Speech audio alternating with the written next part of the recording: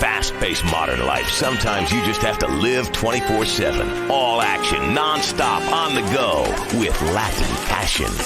Más Fuego. Get the fire.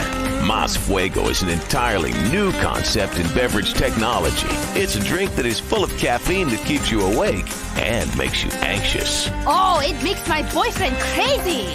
He's like a Latin bull, even though he's a Chinese. Tears me to pieces. Now that's some Latin passion. Más Fuego. Synthesized Latin testosterone energy drink. Live life to the limit. No. Is there something wrong with me? It's my weight, isn't it? No, you're great. Just the way you are. Erectile dysfunction is more common than you think, especially due to the fatigue and alcohol abuse that often accompanies taking home a large, needy girl from the bar late at night. That's why there's Mollus. Don't let your penis let you down. Mollus overrides the dignity and disgust that often result from a sexual encounter with a desperate girl. So you can have the confidence and stamina to make an impression that lasts. Wow, that was incredible. Can I see you tomorrow? Yeah, listen, could you use the back door so my friends don't see you? Asshole! Ask your bartender about Mollus, or order online from any number of disreputable Mexican pharmacists. Mollus is Vesuvius citrate and should be taken with alcohol. Mollus, respect be damned. When you die, it doesn't have to be the end. Hi, I'm Uzi Fitzsimmons, and I know that you, your animals, even women, have an essence that continues to flow after the death of a body. In ancient Egypt, where they were fascinated with triangles, man-cats, and incest, the mummification process ensured that in 1,000 years, you'll still look great, and your spirit can make love after death. Wow! Now you can too! Preserve your heritage and soul in the next life by getting mummified. Just listen to one of our customers who signed up. I swear I didn't pay him. Hey, when they bury you, worms beat out your brain. Or they burn the shit out of you. What if I ain't really dead? Even if I'm dead, I don't want that shit. Then I heard about mummification. I'ma get myself some crazy sarcophagus or some shit like that. I'm a pharaoh. Wow, mummification. Preserve yourself the ancient way. My whole life, I felt like something was wrong. I thought maybe I was gay or transgender. But having tried both of those, it wasn't that. Then I realized what it was. I hate walking. Now, thanks to the Relax Power X motorized scooter from Ambulate, I haven't walked in 2 years. And I'm much happier. My cup is always half full, and thanks to the cup holder, it never spills. Now I never have to worry about indigestion. I can roll my fat ass to the fridge without ever getting tired. The Relax Power X motorized scooter from Ambulate comes with special parking permits for your car, so you can begin living a life of luxury. Why worry about health, your weight, or what people think of you? Now, you're faster. Motorized scooters are the future of the American lifestyle. Carefree. That's the Relax Power X from Ambulate. Take the weight off your feet. Stopping global warming has finally gotten cool. Street style meets environmental concern with this seriously bad, morally good, fully customizable luxury VIP style hybrid sedan. The Karen Dilettante. Expensive, but the earth is worth it. She'll swoon at your low exhaust emissions and maybe let you do a bit of exploring of her exhaust too. If you understand real bling, you can make it run on expensive champagne and fine cigars. Save the planet for only $39,999. The Karen Dilettante. Bad plus good equals better for everyone. You step on the scale each morning. Another 5 pounds. Ugh, it's a heartbreaking misery that knows no equal. But it's not your fault. You've just given up hope. Now it's time to take back that control with a pill. Take a Lipergix after each meal and you're guaranteed to lose weight. That's because it eradicates and evacuates the elements that cause you to gain weight. Lipergix is not available in pharmacies or drugstores, bogged down by regulations. We give you this one-time only chance to cut out the middleman and the FDA by ordering dangerous and potentially life-threatening chemicals over the web. Visit Lipergix.com today and take back the power.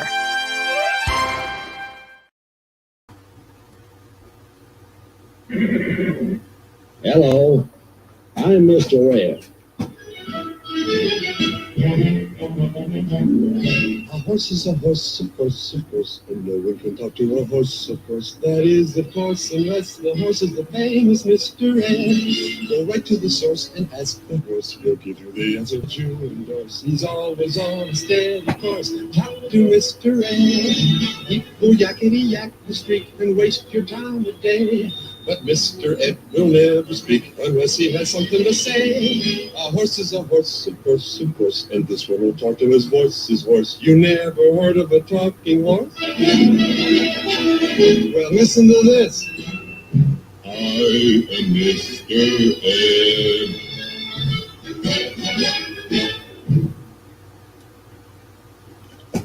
Well, hello, everybody. Our host is a little bit delayed today, but she'll be right there, so just hang on.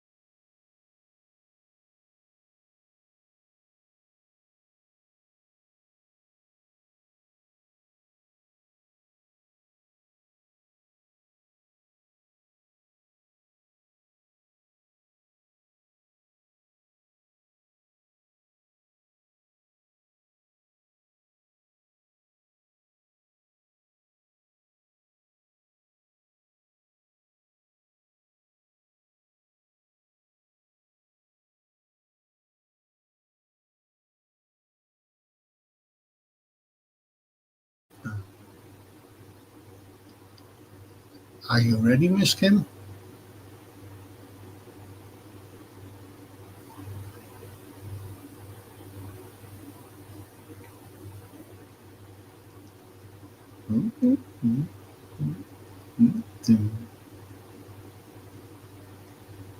Hello, Miss Kim.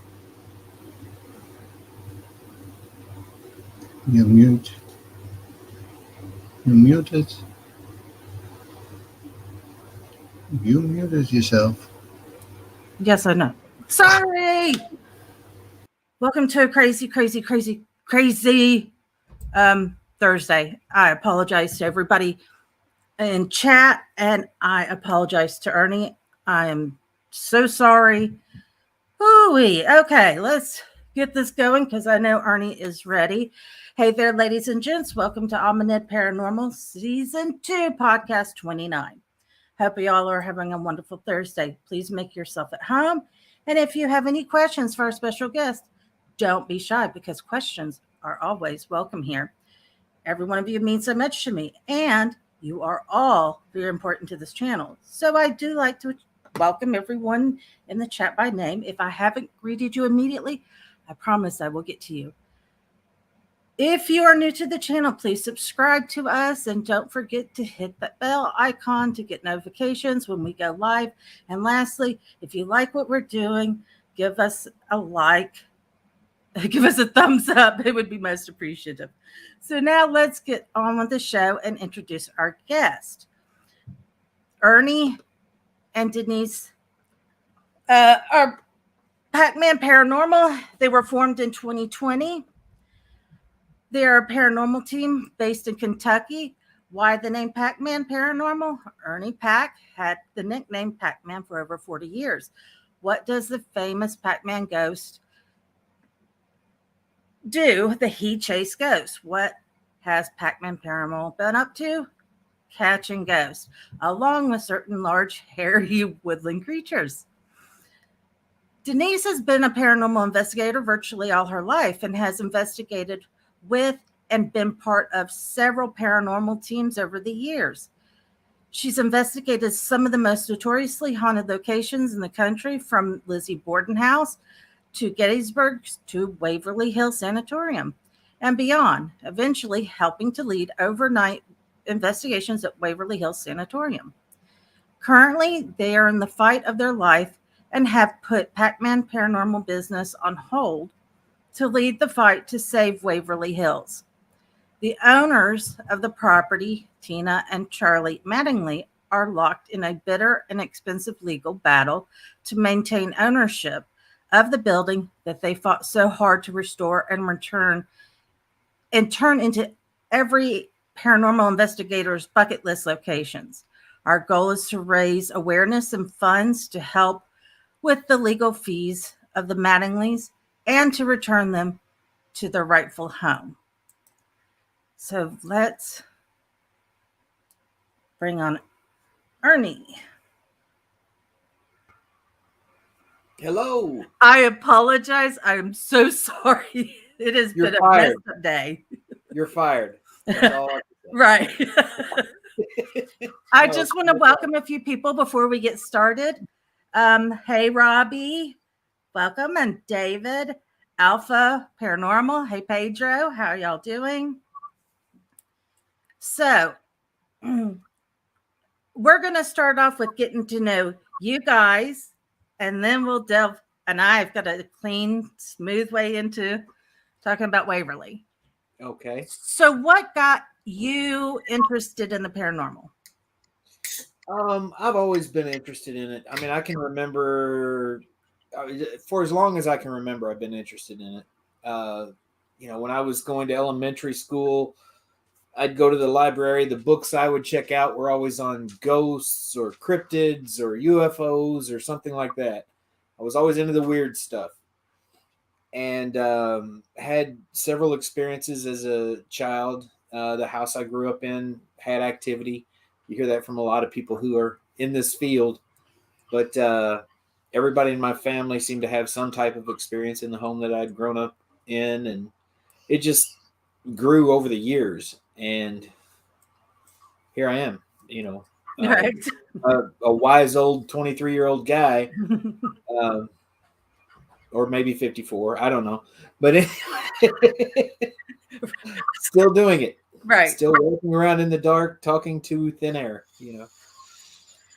Aren't we all? Yeah. Hoping to get that one, little bit of proof. Have you gone to a location expecting the investigation to go one way, and instead it went completely different? Yes. We've been at locations that we know are not malevolent or dark or anything like that. Actually hosting an event at Rosemont in Gallatin, Tennessee. And it's very typically the spirits there are very welcoming, very friendly, no problem at all. And we had one incident where we had to get the priest, the exorcist, and everybody else involved. Oh no! Where it went totally sideways, and we weren't expecting that at all. It wasn't something that was, from the location itself. Something that kind of hitchhiked with one of the people that was there. Right. And you'll find that a lot of times. I'm sure. Oh yes. Yes. Unfortunately. Have you come across anything dark? I don't like to use the word demonic because it's just so heavily used, but anything dark or nasty? In my, I guess, quarter of a century of being in the field and the hundreds of places I've been, hundreds of investigations I've been on, if not thousands, maybe 4 that I would call possibly demonic or something like that. Mm-hmm. Now there's dark entities out there that are just buttholes, right? But that doesn't make them a demon or anything that's that right. You really have to worry about. You just got to kind of put them in their place and move on. Yeah.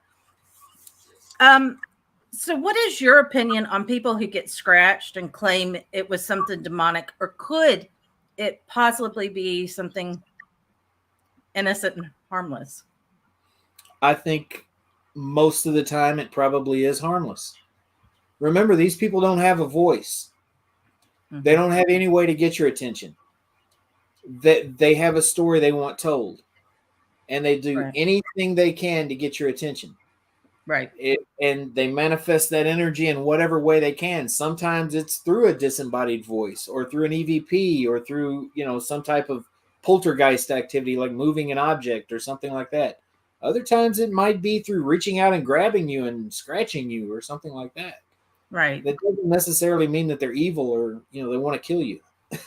Exactly. Robbie, who is also with Erie Expedition Paranormal, he's like, I agree wholeheartedly. Well, thank you, Robbie. Have you ever done any residential cases? We've done a few. We've kind of backed off of doing the residential cases because what we've found in recent years, the paranormal has become so popular. And, there's so many TV shows made out of haunted locations, and haunted locations have been turned into tourist attractions and money-making schemes that on one hand, you find people who want their place to be haunted. Right. For ulterior motives, whether it is or not. Right. On the other hand, you have people who might not necessarily be all there.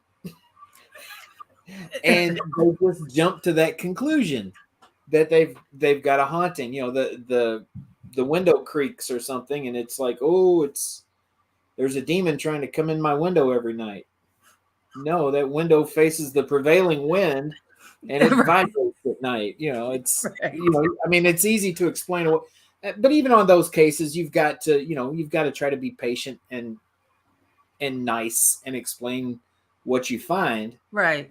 But I don't know. We've just ran into several situations where we could not convince people that their location was not haunted, that it was not paranormal activity they were experiencing, and we finally just got. And there's my hot wife in the chat. I see. I know. That's my Studley hubby up there. But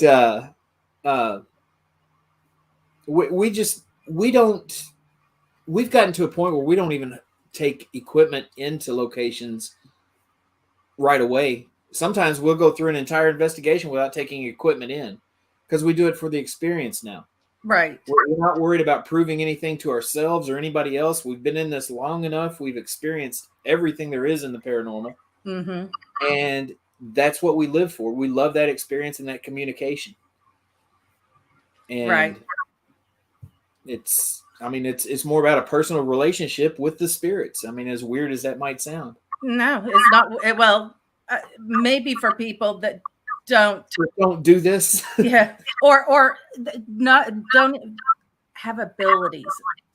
Right. You know, it's kind of hard to explain. And if they don't feel it, then Davis has been there, done that. You can only do what you can do.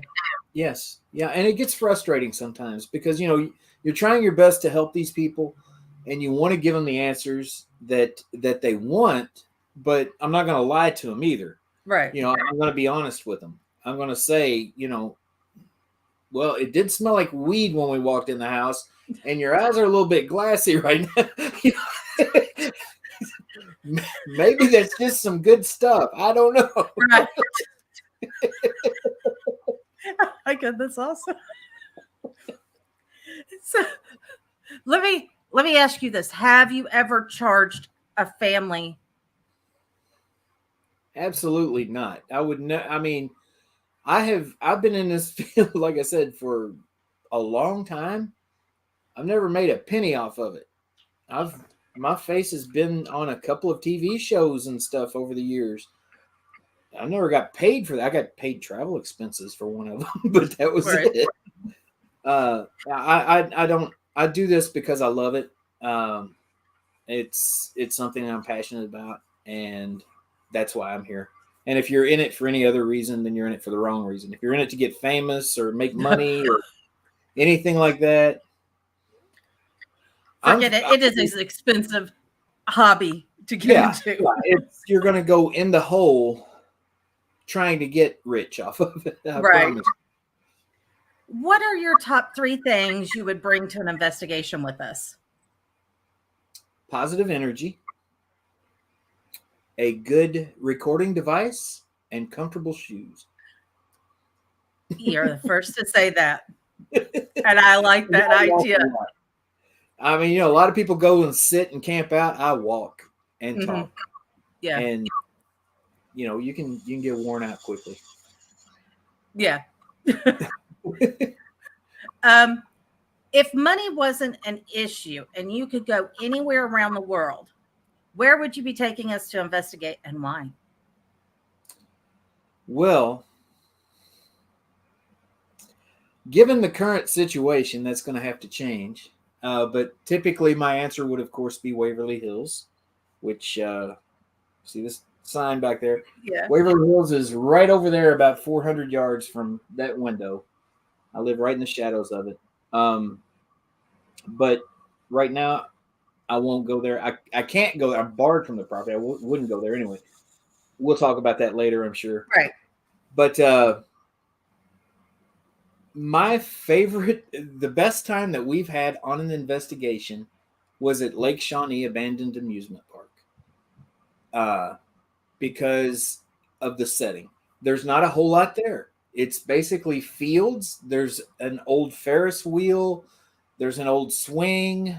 There's some ticket booths and carnival type setup things around and some lakes. And that's about all that's there. Right. But we had 12 of us there. The hospitality there. The owner, Chris, is amazing. He's a great guy. We got great activity. And we just had it was like a camp out. We had a fire going. There was a big gazebo-like area. We hung out there in between, runs with the equipment and stuff. And we just talked and laughed and had a good time, and it was so laid back and comfortable. Right. I recommend everybody do that, and I would take a posse with me there if I could do that.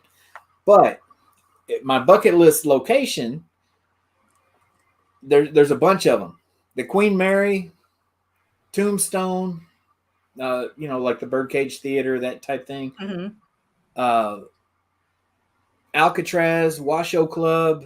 I've got a long list of places. Most of them on the West Coast because we've covered pretty much all of the South and the East Coast. Mm-hmm. But Alcatraz sounds awesome. Yeah. Oh my goodness, just the stuff. David said 95% or more of the time it can be explained easily by an outsider, and he likes your attitude. Well, thank you, David. I try to I try to keep it real for one, and I try to remember that this is a hobby, and it's supposed to be fun for those of us that do it. Yes, sometimes you have people that have needs, and you have to focus, and you have to be very serious and try to help them. But for the most part, the way that we're investigating now, since we're not doing residentials, we do it for fun. Right. And I try not to take anything too seriously. And Denise is the same way. We just try to enjoy it. Right. Robbie says, would he happen to have photos from Lake Shawnee asking for a friend? Yes, as a matter of fact, we had a photo that we sent in to the owner of Lake Shawnee that we had captured there. I don't have anything. I can't put anything up on the screen here. I wish I could. I don't have it on this laptop, but I can PM me and I can send you some photos from Lake Shawnee. But there's one story at Lake Shawnee of there was a Indian massacre where some children were massacred. Two of them were buried there on the property. There was another child that was captured by the Shawnee and taken away, and the father found him dead like months later. Well, they had already buried the other two children, and there were markers for him. He came back and he buried this last son, and there was no marker for him. And Chris, the owner, when he was walking us through there, he said, but I can't remember this child's name. Denise, if you're still following, if you can tell me what his name was. I can't remember what his name was. He has a way of making himself known if you just hang out here by where the other two children are buried and snap some photos. Well, we're standing there that night taking pictures, and you can see the monument to the two children that's there.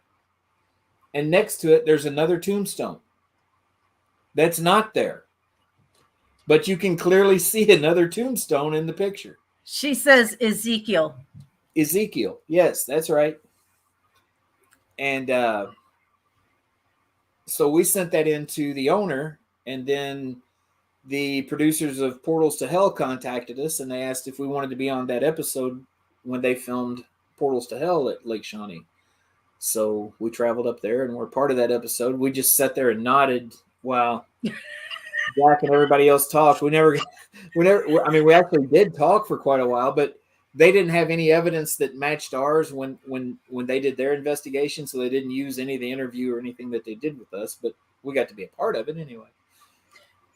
It is a good location. With Jack Osborne too. I just wanted to say real quickly, welcome Brad and Cassie. Thank you for coming and questions. And Jeffrey, thank you for coming. And Lake Shawnee is a good one. I have a friend, and she's in the paranormal as well, and went there. And there was also, if I'm correct, a little girl that died at the carnival swings. Yeah. Yes. And she tends to show up quite a bit there. We think we might have caught a picture of her as well. When we went back to do the filming with Portals to Hell, we might have debunked that photo, but we did get a lot of communication with her while we were there, though, outside of that photo. So Yeah, That she's sounds definitely there. Well, I see a lot of Save Waverly Hills folks popping in, Denise. I see that. Very excited. I know you had a paranormal team and have a paranormal team. Can you share with us what kind of training you did with your new people and what they had to go through? Or did you just throw them to the wolves and go? Well, let me talk about that. Packman Paranormal is myself and my wife, Denise. Occasionally, our kids join us. Her daughters are all 18 to, well, I think the oldest one is in her mid-30s now, but they're all grown, but they've all grown up with a mom that's a ghost hunter. You know, Denise grew up with parents that were ghost hunters. Oh, wow. So they've all been around it their entire life. My son is 16. He's been around me his entire life, of course. So they're familiar with it, and occasionally they'll join us. We do have a large paranormal family that we hunt with. Mm-hmm. The Black Wolf Paranormal. Yep. Beth Allen, the Wicked Woman. We live in the same state. Georgia. Yep. Yes. Jeffrey with Crossover Research. We got a large paranormal family, actually. I mean, Whiskey Tango Foxtrot, the Fearless Ones, golly, Night Stalkers Paranormal, all of those folks we consider them para family. And we've investigated with bits and pieces of all of them over the years. And the thing about it is we don't typically have a whole lot of new people. We're all old people, and we've been around it for a while. Now, the kids, we have to give them a little guidance every now and then because they get a little excitable. I wanted to welcome Lisa. And Brad says, my 9-year-old daughter keeps saying she can't wait until she's older to go places with us. And yes, I have a teenage son. And he started several years ago going, Mama, is this real? Mama, is this fake?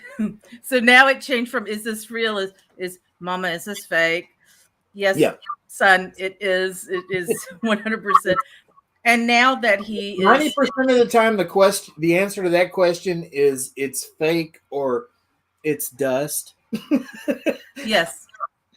Because most of the paranormal photos out there are not paranormal photos at all. Or it's pareidolia. Right. Plain and simple. And it's funny because my son has said, Mama, do you think we could go and help? And I was like, well, yeah, but got to get older. Robbie asked, what age would you say is a good age for kids or teens to start going on investigations? That's an awesome question. I think that as long as the kid is in the company of someone that knows what the heck they're doing, if they are at an age where they can stay awake long enough to participate in a ghost hunt, bring them along. Just keep an eye on them and make sure you know who's in the crowd with you. Oh, yeah. Don't take them on a public event because you never know who might be buying a ticket for one of those. Or you could have somebody that just has no idea and is screaming at everything, and then it freaks out your kids. So, yeah. Exactly. Make sure it's a controlled environment, but I don't have a problem with it. Denise says, my girls were investigating as soon as they understood a K2 meter. Yeah. Brad said, most places want you to be 13 and older. True. I noticed a lot of places have changed, and it's either 16 or 18. Then Jeffrey says, my 12-year-old has been around it her whole life, but started around 10-ish at locations. And then Pedro says, my daughters like to be with me when I edit my videos, and they will listen in on his EVPs as well. Yeah. That's cool. Yeah, and Brad says, I think it's a liability, and they changed it. And See, my son gets it. He's been there. He's, I was like, well, people have asked you to come on and answer some questions. He's like, really? He's going to listen to a 14-year-old? I said, a lot of people, because a lot of people don't grow up with a mom that is able to pick up things and yell at things. And, most people, if they were in my house, they'd be like, what are you yelling at? Well, I mean, for those over here who are talking about what locations require, age limits, take them to your local cemetery. Take them to your local urban legend location. Any those places don't have those insurance requirements and things like that they're handcuffed by. So get them going. Yeah. Get their feet wet so that when old people like me retire, this field goes on. Don't say that. I'm 49. I'm not ready to hit that 50 yet. I'm past you. So is my husband. He's like, what's the big deal? It's funny because Denise said, I don't worry about my girls dealing with the public investigations because they're like bouncers. They are. Oh my gosh. I can vouch for that. I love that. Robbie says you should have sent Derek up this past weekend. You could even have helped keep an eye on him. Yeah. The problem with my son is he's an introvert. So he's very shy and quiet around people he don't know. My son is too. Even his own peers, My son is too. He's very interested in he wears his Packman Paranormal shirts and stuff, and he's very interested in all of it, but he doesn't like people. He doesn't like being around people he doesn't know. Once my son gets used to you, that's a different story. Right. Yeah, completely. What are the top things you would never do in an investigation? Taunt, be disrespectful, or use a flashlight. Thank you. That has been debunked. No, I'm not talking about using a flashlight for communication, because I've actually done that. Okay. And I've seen it go both ways. They talk about heat cycles within the batteries that cause it to come on and off. Well, if you take a cold flashlight that has not been in anybody's pocket and it's not hot, and the temperature's dropping overnight, and it comes on and off on command, not just randomly, then that's good. But these people that walk around locations with their flashlight just, doing this, it drives me crazy. I'm like, okay, I know from giving the tours and the investigations at Waverly, 90% of what paranormal activity you will experience is shadow figures. Yep. What happens to a shadow when you shine a light on it? It's gone. Yep. So don't do that. Let your eyes get adjusted. You'll see a lot more. Oh, yes. And Lisa said being drunk or high would be another one. Exactly. I mean, I don't get drunk or high anytime, so that didn't even factor into my thinking. Right. And then can you share with us what gets on your nerve? We already have one that gets on your nerve during the investigation, the flashlight. Is there anything else? Talking. And people, when we're doing an EVP session, moving around and not tagging it on the recording. We actually were at an investigation, Randolph County Infirmary up in Indiana, and had the spirits basically call out one of the girls that was on the investigation with us, called her the B word. Oh. Because she wouldn't shut up. We had that's bad when a spirit has to tell you to shut up. Yeah. I mean, we had it on.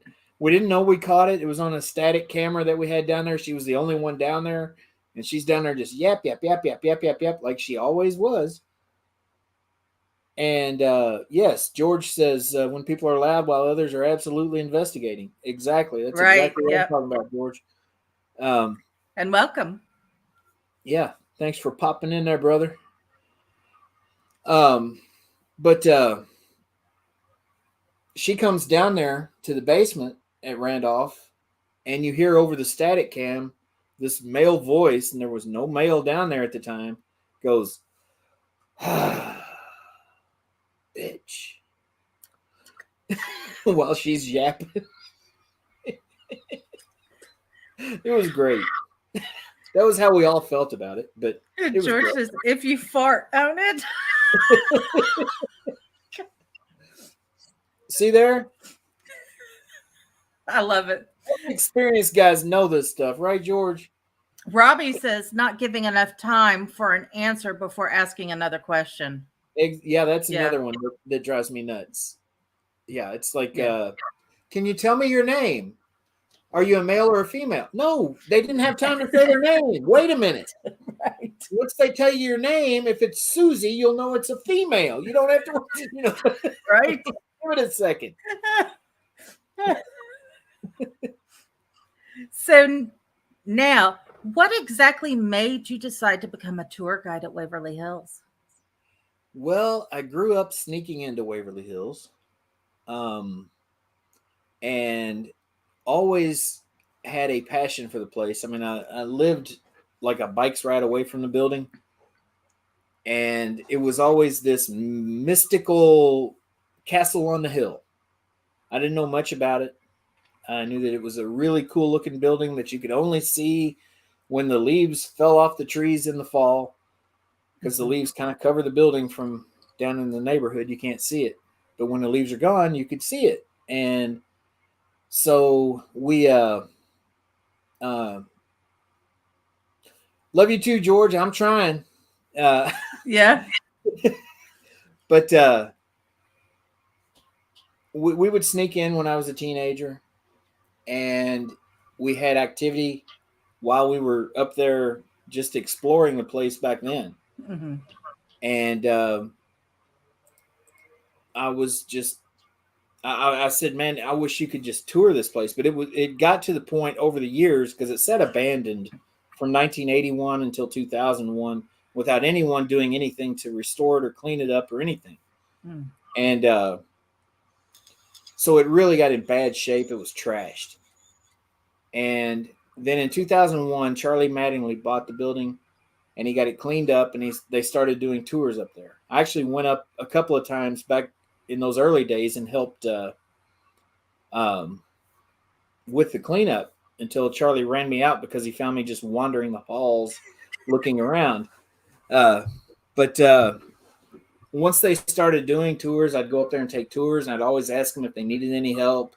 They never did. Then finally one day, Tina said, well, we could use some help in the haunted house. We're about done with tour season this year, and we got enough volunteers for now, but we could use some help in the haunted house if you'd like to do that.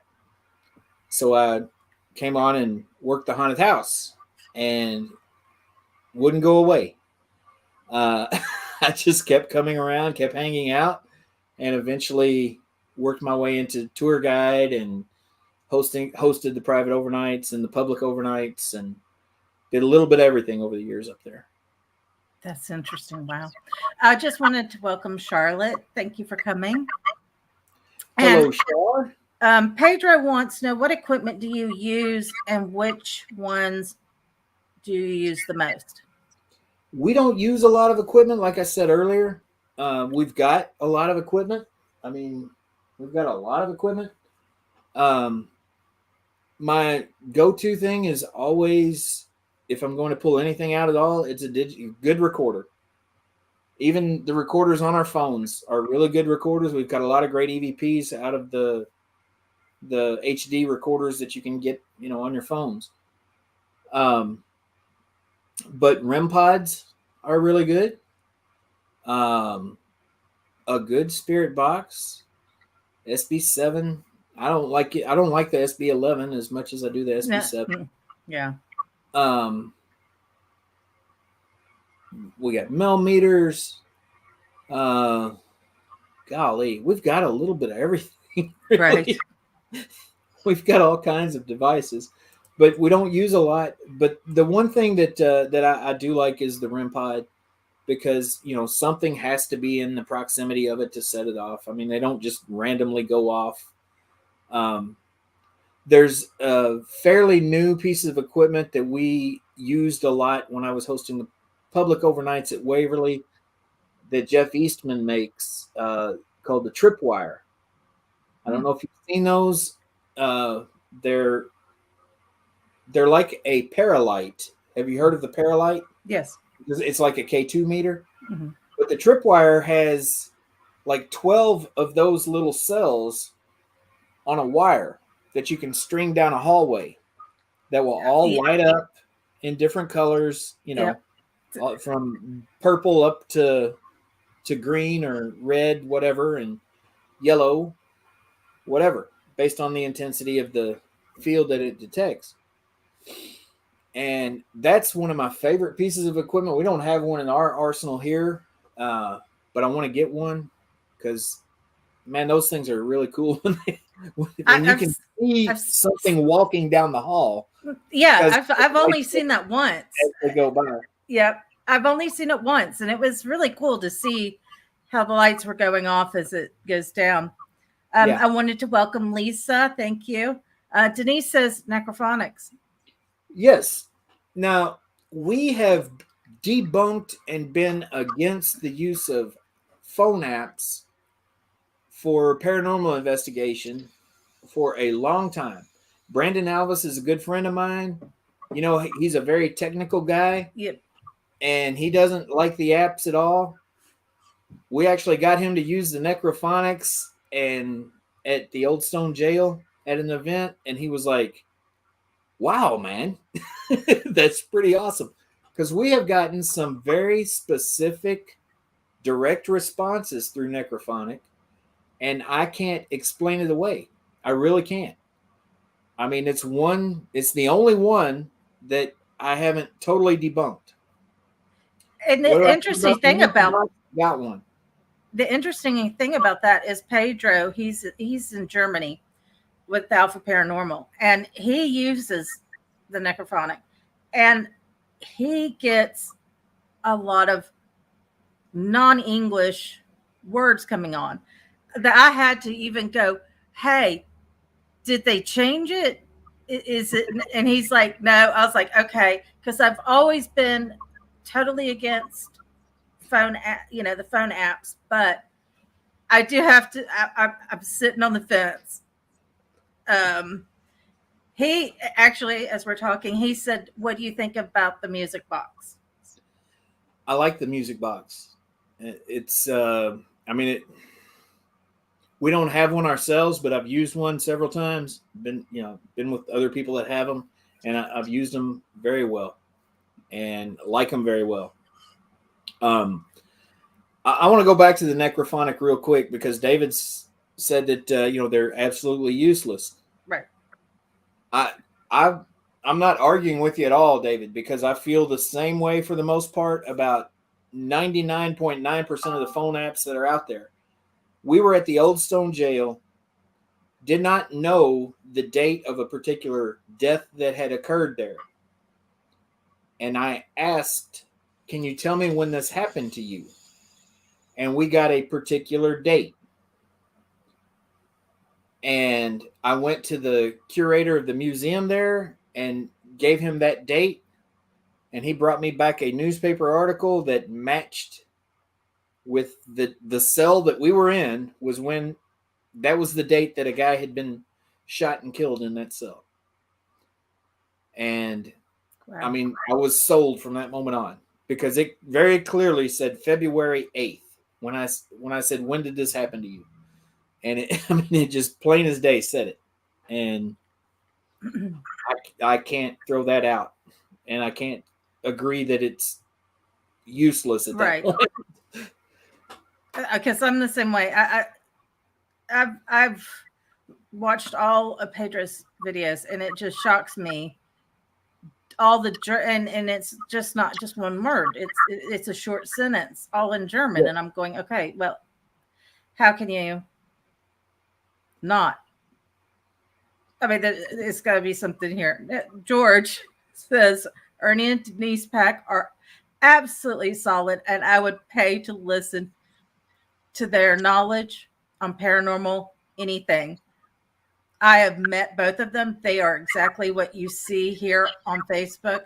Ernie, send me $5 for the good words. Wait a minute, George. I'm going to have to bill you because you just said you would pay to listen to my knowledge. I'm going to bill you $500 for this lecture I'm giving. So I'll just send you a bill for $4.95. How's that? I'll take off the $5. Right, there you go. Pedro says he has gotten some good EVPs on his phone. Yes, we've gotten some great ones on phones. Really good. I mean, I love it. Good EVPs are some of the best evidence to me. I mean, yes. I have put together an entire story of a particular spirit based on EVPs, and over the course of many years, going up and asking questions based on the previous session I'd had with her, and then going back again and over and over and over. And I love EVP evidence. Welcome, Jeffrey. He says, I think it's the best app you can use and worth the $10. Yes, I agree. Yeah, and Brad says it's the best app. Can't be faked when it comes across about my broken foot. Yeah, he was at Waverly on an overnight. I was up there with him, and I forget exactly what the context was, but he had a broken foot at the time, and the necrophonic pointed it out. Hurt foot or something like that's what came through, and it was pretty cool. It was clear and right, it was precise and on the money. David says he does believe you because he got 2 names and proof that they once lived in the farmhouse.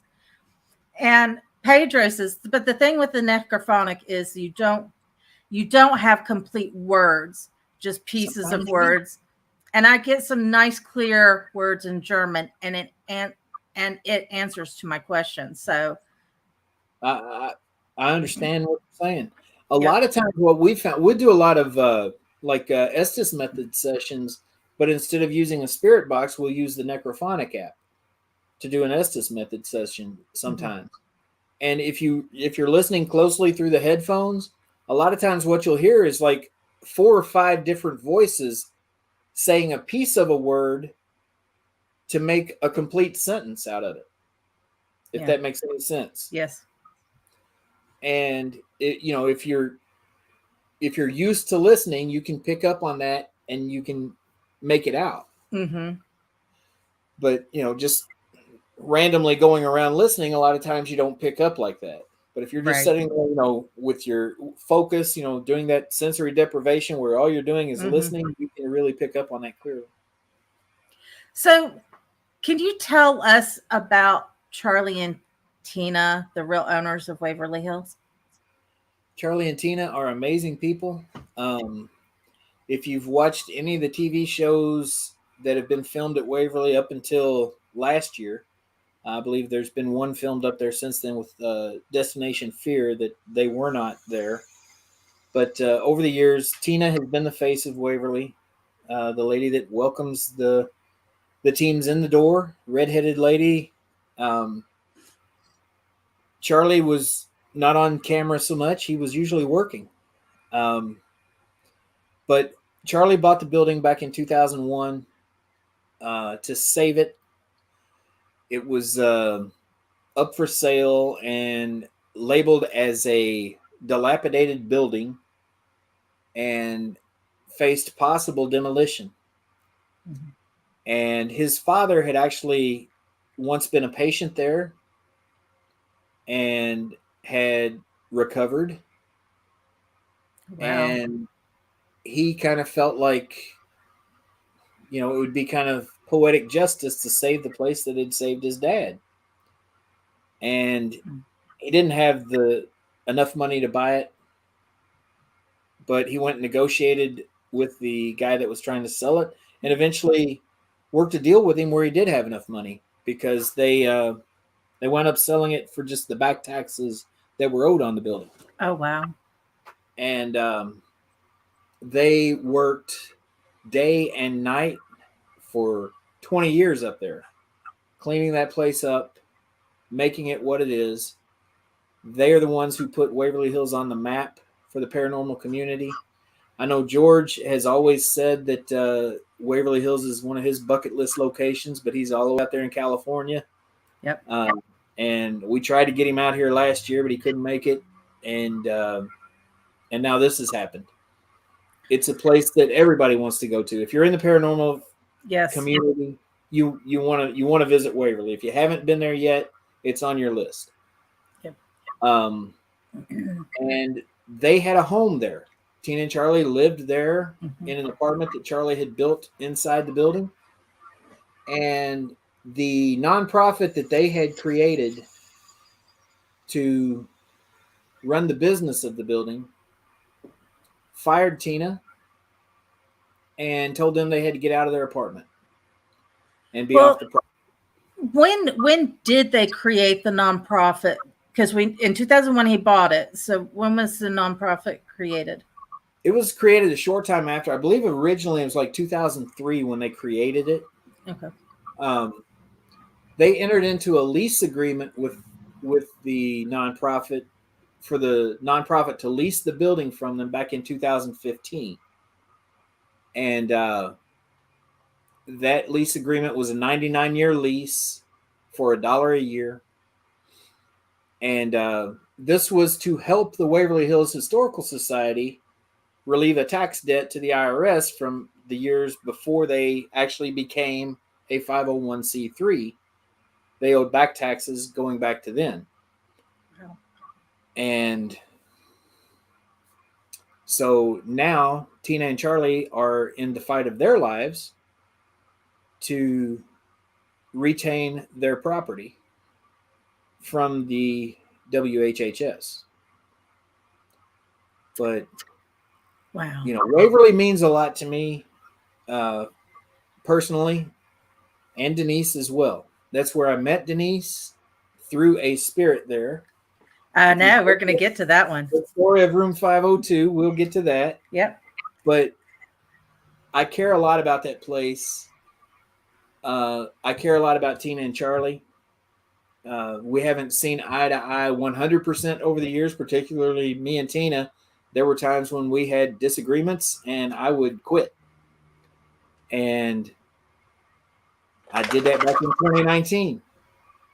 Those disagreements were not over anything related to this lawsuit or anything, but when I saw what was happening to him, I knew that it wasn't right. When I found out the truth about what was happening to him, right. I had heard one version of the story and believed it until I actually saw some facts. I just wanted to welcome Jerry. Welcome.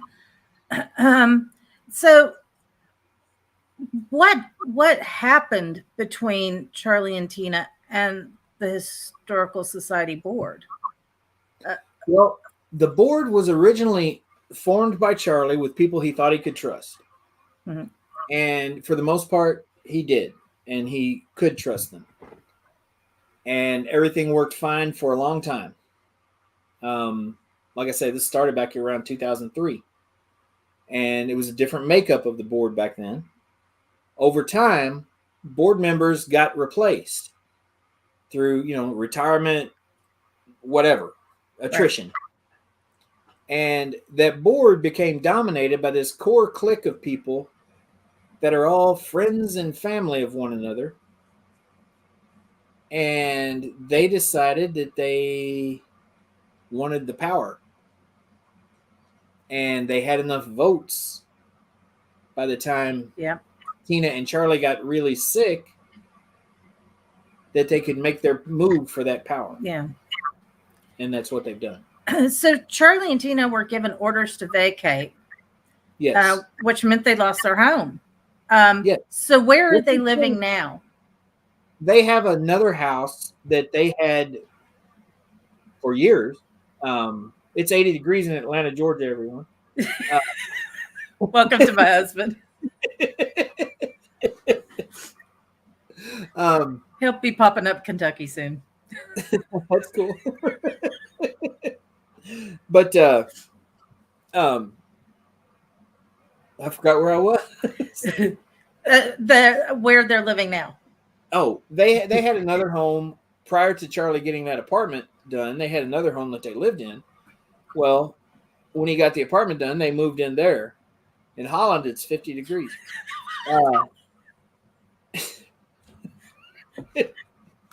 So they had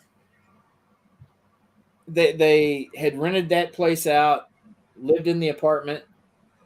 While they were living in the apartment, pipes burst, or the tenants moved out, didn't leave the heat on, pipes burst, basically ruined that house. So Charlie was in the process of trying to fix it. And Tina got really sick.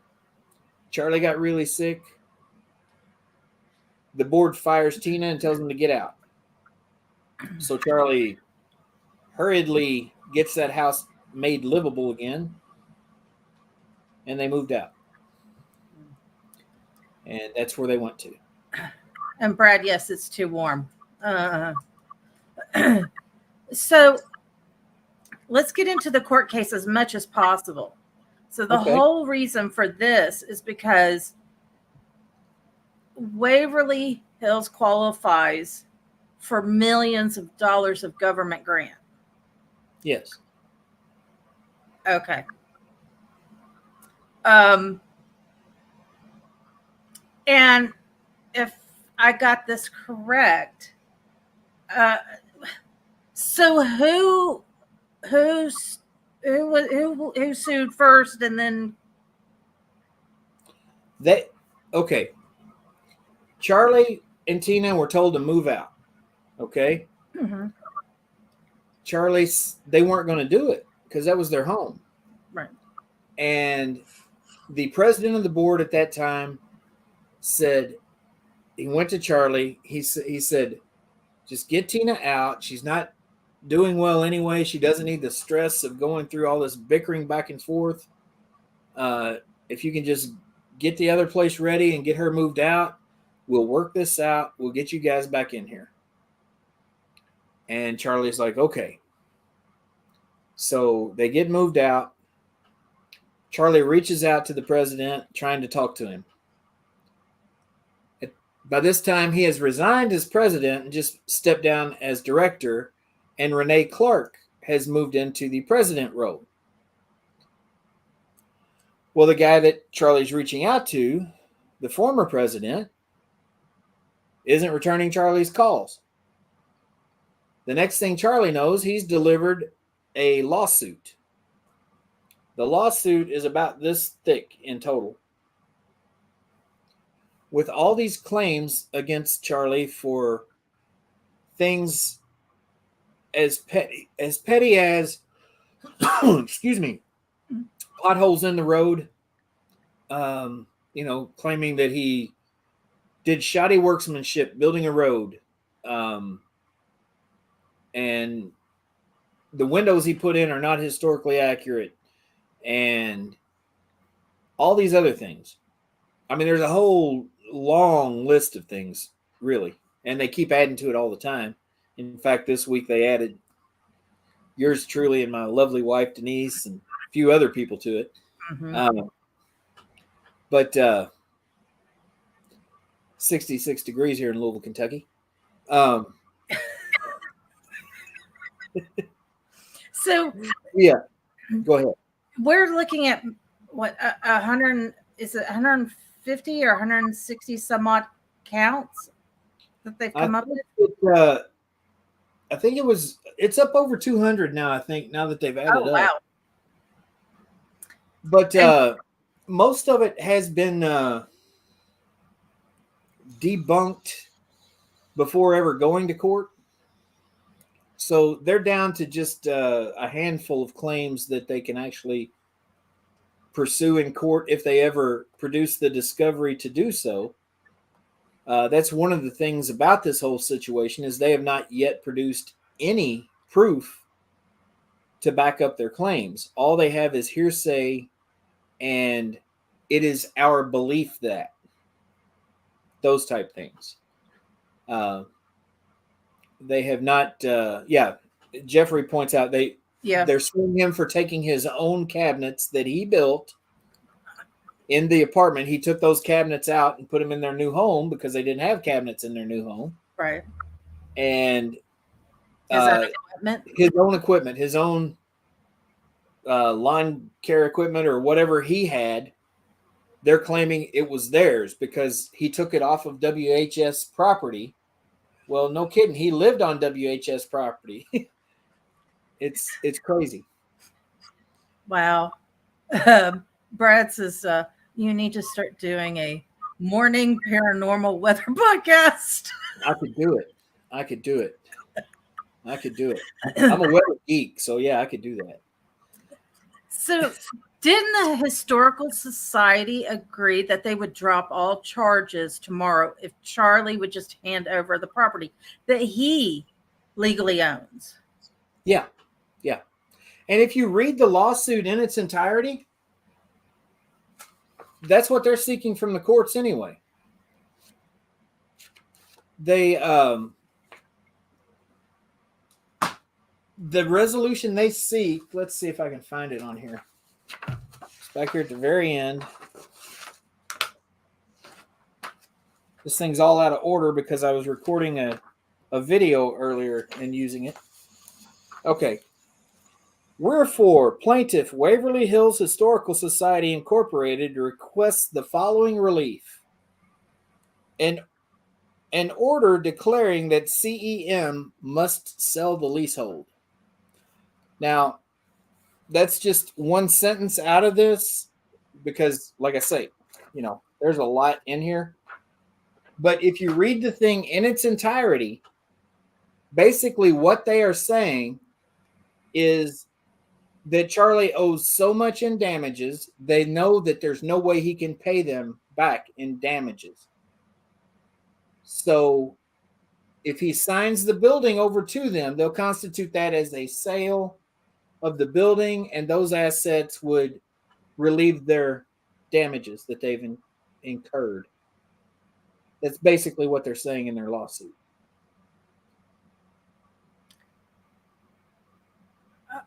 Oh. Is that ridiculous? Sorry. I put out a pamphlet, and this is a part of the lawsuit now. I put out I didn't put it out. Thank you for that. Keep in mind, my husband has 2 years of law school in Holland, and he's savvy enough that he's been here 12 years. So he's kind of figured out our system. Yeah. Well, we handed out a pamphlet at the Las Vegas Paracon. And at the end of that pamphlet, I talk about how they told Charlie that if he just signed the building over to him, they'd make the lawsuit go away. And it says at the end of that pamphlet, this sounds to most like extortion or blackmail. So now I'm being sued because apparently I'm claiming that they have committed extortion or blackmail. That's not what it says in the pamphlet. What it says in the pamphlet is it sounds to most like extortion or blackmail. But, of course, they're twisting it because they can't deal in facts. They can't deal with truth. They got to try to twist things to make themselves look good and make everyone else look bad. That's what they do. And I'm just going to skip over the words, but Denise says, and if they hadn't added us and sent us a new lawsuit, we wouldn't be able to talk about this. It would still be under gag order. Yes. So them making the video they've now opened the doors for y'all to count. Well, not making the video, them suing us. because now they've opened all this is all now public record because anybody can go down to the courthouse and get a copy of this. Yep. So this is now in the public domain. So things that I said before that we had the proof that Tina and Charlie were forced out, but I can't show you the proof. Well, now I can show you the proof because I've got it right here in black and white. They're not that smart. And neither are their high-paid attorneys, apparently, because they would have thought of that. Well, yeah. Jeffrey says, yet you can't prove damages because he built it from the ground up. And Waverly Hills Historical Society have cost $30,000 in just electrical and more, which can be proved. Yeah, what he's talking about is how the WHHS has destroyed and removed all of the wiring that was in the building for the haunted house. That's going to cost well over $30,000 to replace. And that can be proven. They did that. And they've actually bragged about doing that. So my question is this. Permission to do that. So my question is this. They're claiming damages that Charlie has done. So since this period of time, what have they done to the building? Because if they're going to accuse him of making repairs that aren't historically correct, what historically correct things have they done? Well, they put some historically correct plastic over the windows. They have taken a grinder and sandpaper to some metal doors and spray painted them a different color than what they ever were in the past. Wait, hang on. They took a grinder. Yeah, they were rusty. A metal door. Metal door. Yeah, the paint was peeling, and so they ground it off and ground off all that and sanded it down and spray painted it black. I don't think that there were any black doors in the building, but that's what they've done now because it looks cool. Okay. What? Yeah.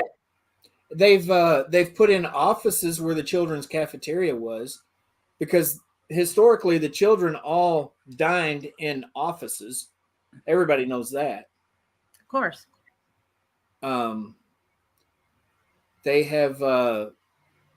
They've put a new door on the front of the building because when Charlie bought the building, there was no door on the front of the building, and buying a new door for that would have been very expensive. This was before there was even a historical society or anything. Buying a door that size to cover that opening would have been very expensive. Charlie didn't have the money, but there was a door in the auxiliary morgue that was the right measurement. It's basically like a freezer door. Right. Charlie took that door and put it on the front of the building. And that's the door that's been there for 20 years. Well, they've pulled that door off and replaced it with another door now. I haven't seen that door, but I'm assuming it's 100% historically accurate. Because God knows that they are all about historical accuracy. And Brad is correct. Since when can people with a lease do stuff to another's property without permission? And that was the one thing that I found very weird. I agree. Denise and I are leasing this house. Mm-hmm. We can't tear down walls or put up new walls or run new wiring or tear out old wiring or anything like that without the homeowner's permission. We can't. It's a violation of our lease agreement. Just like they've violated theirs. And that's going to play out in court too. Wow. Every day is bring your spirit to work day now that they've made them offices. Yeah. Okay. Yeah. And they served you this week. Yeah. What's today? Thursday? I guess it was Monday, maybe Monday or Tuesday when I got these papers. It was on National Paranormal Day. It was my gift for National Paranormal Day. And it's the gift that keeps on giving. The more I read it, the more ammunition I have for these podcasts, because they just don't realize. Yeah, Tuesday. Thank you, Denise. They don't realize just what can of worms they've opened up. If they filed this and added our names to it in an attempt to shut us up, boy, did they mess up there, because that ain't going to happen. And if it would somehow, if we would be abducted by aliens tomorrow and be silent, we've got a whole army that will pick up the torch and carry on, because the word is out. This paperwork is out there. We've already had this scanned into the computer. We're going to be posting the entire 37 pages of what we got served the other day on our Facebook page in the next couple of days, and everyone can read it for themselves. So they have really given us a gift. Like I said, it just keeps on giving. Brad says they must have Amber Heard's attorneys. Yeah. Yeah. Yeah. So the changes they made, so they've taken, because I didn't even know this, but the haunted house, they've taken that completely apart. Yes. They've built offices. Yes. And Charlie's not even allowed on the property to check the changes that have been made and if they've been done right. Today was the first day Charlie's been on that property in over a year. He went up there with some inspectors, some building inspectors, because apparently necessary permits for this construction that's been going on have not been secured by the WHHS.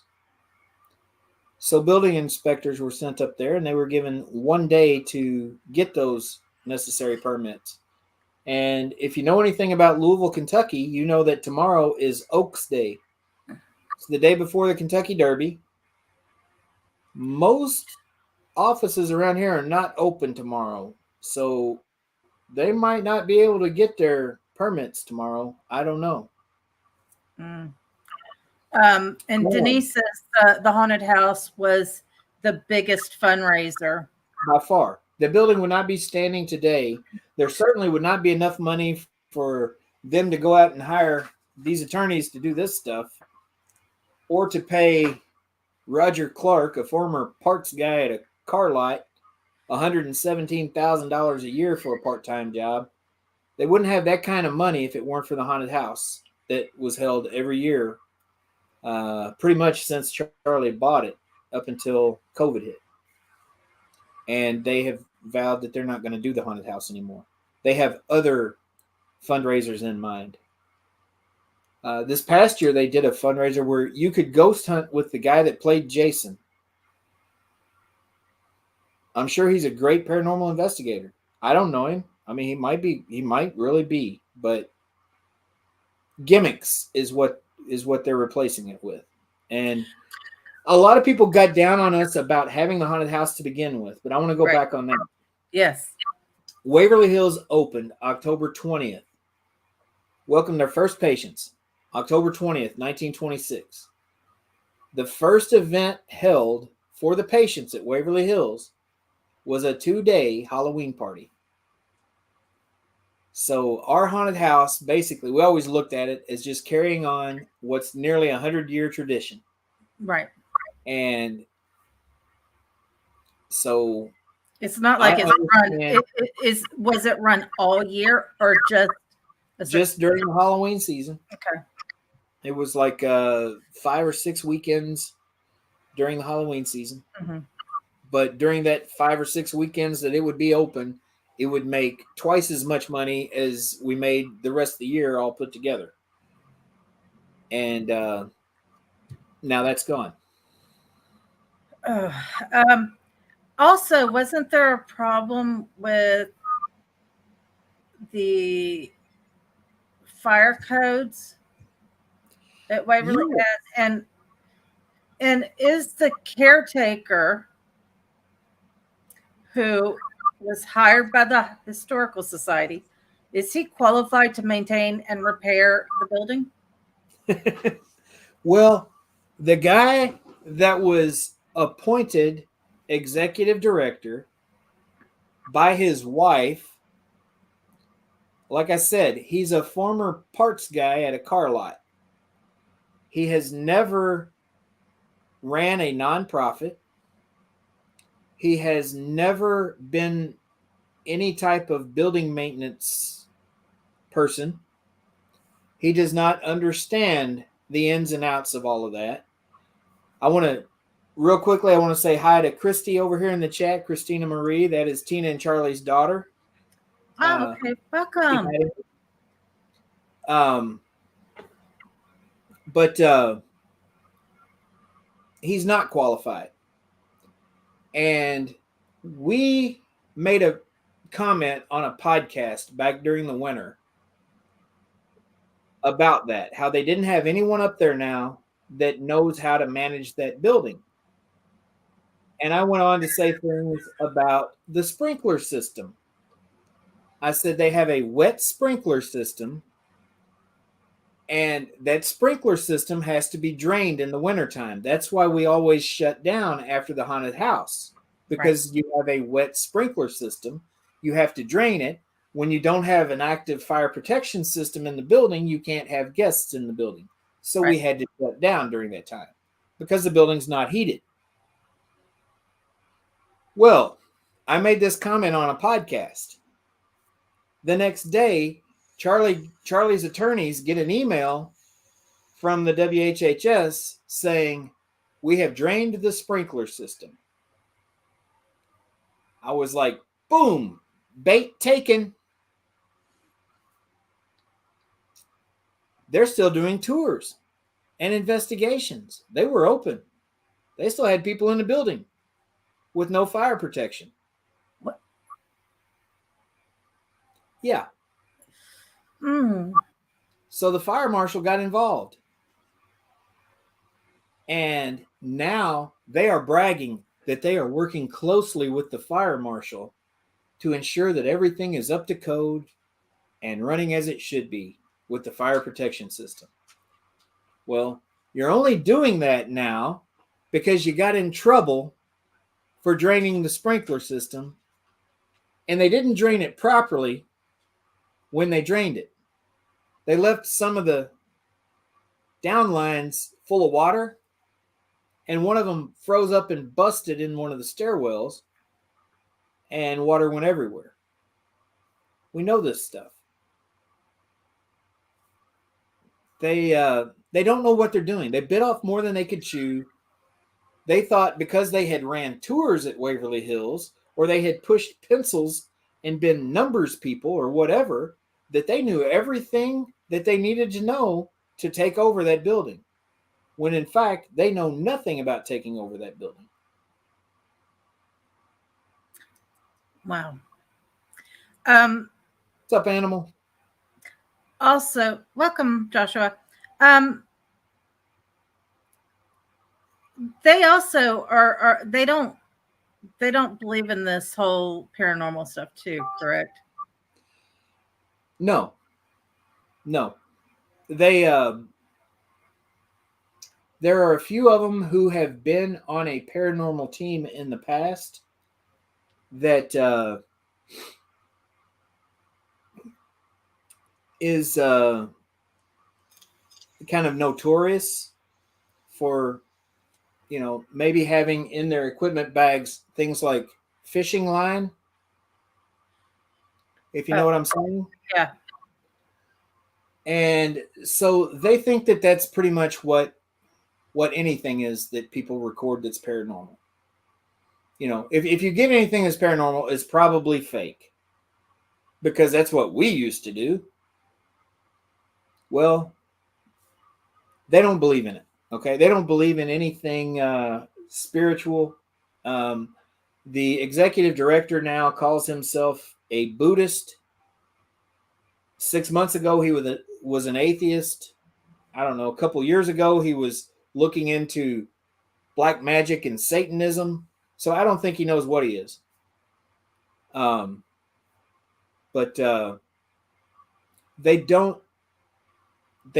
they see people like us, paranormal investigators, as a dollar sign. Right. And if we're going to keep paying them to come in there and walk around in the dark, they'll keep taking our money. I've basically heard him say those exact words. Wow. Can we, because we talked a couple days before the show. Right. Can we talk about what they did to, we're not going to name the YouTuber, but they wanted to live stream? Oh. Well, that is out on Save Waverly Hills. We've got that on our Facebook group. The phone messages, recordings of their media director answering a question from Chelsea. Chelsea had gotten a phone call from someone who wanted to come up there and do a live video on YouTube.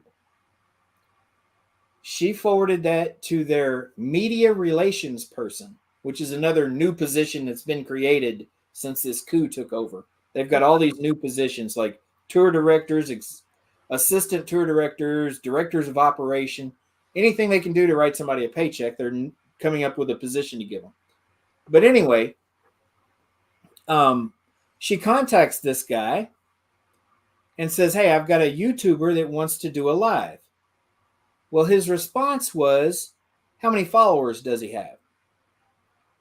She said, I didn't ask. And his response was something like, well, that's important because, it matters. I mean, we don't care about the little people. And that's a quote. We don't care about the little people.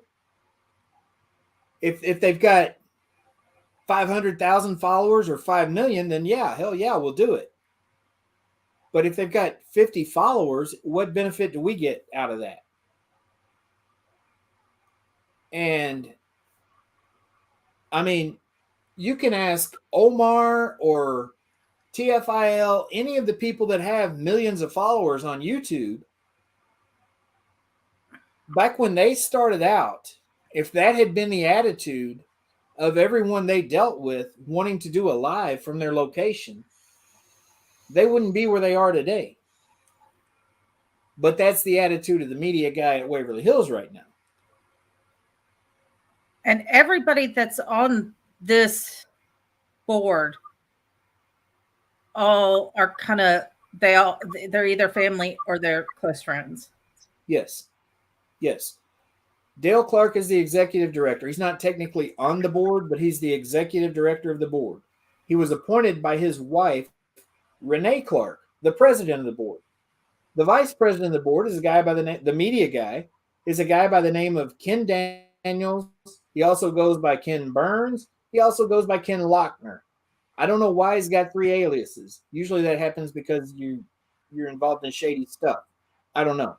But anyway, Dale and Renee used Ken, whatever his last name is, has ran these Comic Con type things and movie festival events here in town. And Dale and Renee have worked for Ken in the past as drivers for the celebrities that would come to town. So they became good friends. And they got Ken on the board at Waverly Hills. Renee was one of the original board members. Okay. He's on the board. Allie Haynes is the head of HR. She's also on the board. She was on that same paranormal team with Dale Clark and Renee Clark for a short time. Her wife Tanya Haynes is the director of operations. She also was on that paranormal team. Dale's best friend, Melanie Sinek, was on the board. She's not now, but she was. And they worked together at a car dealership. David Price was the president. Now he's just a board member, a director. He worked with Dale at a car dealership.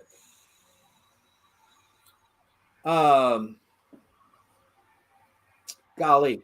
Wow. Richard Teachout. He runs haunts around town. Well known in the haunt community. He knows Ken Daniels through that. I mean, everyone that's a part of this is tied together in this little web. And they're all, family and close friends of one another.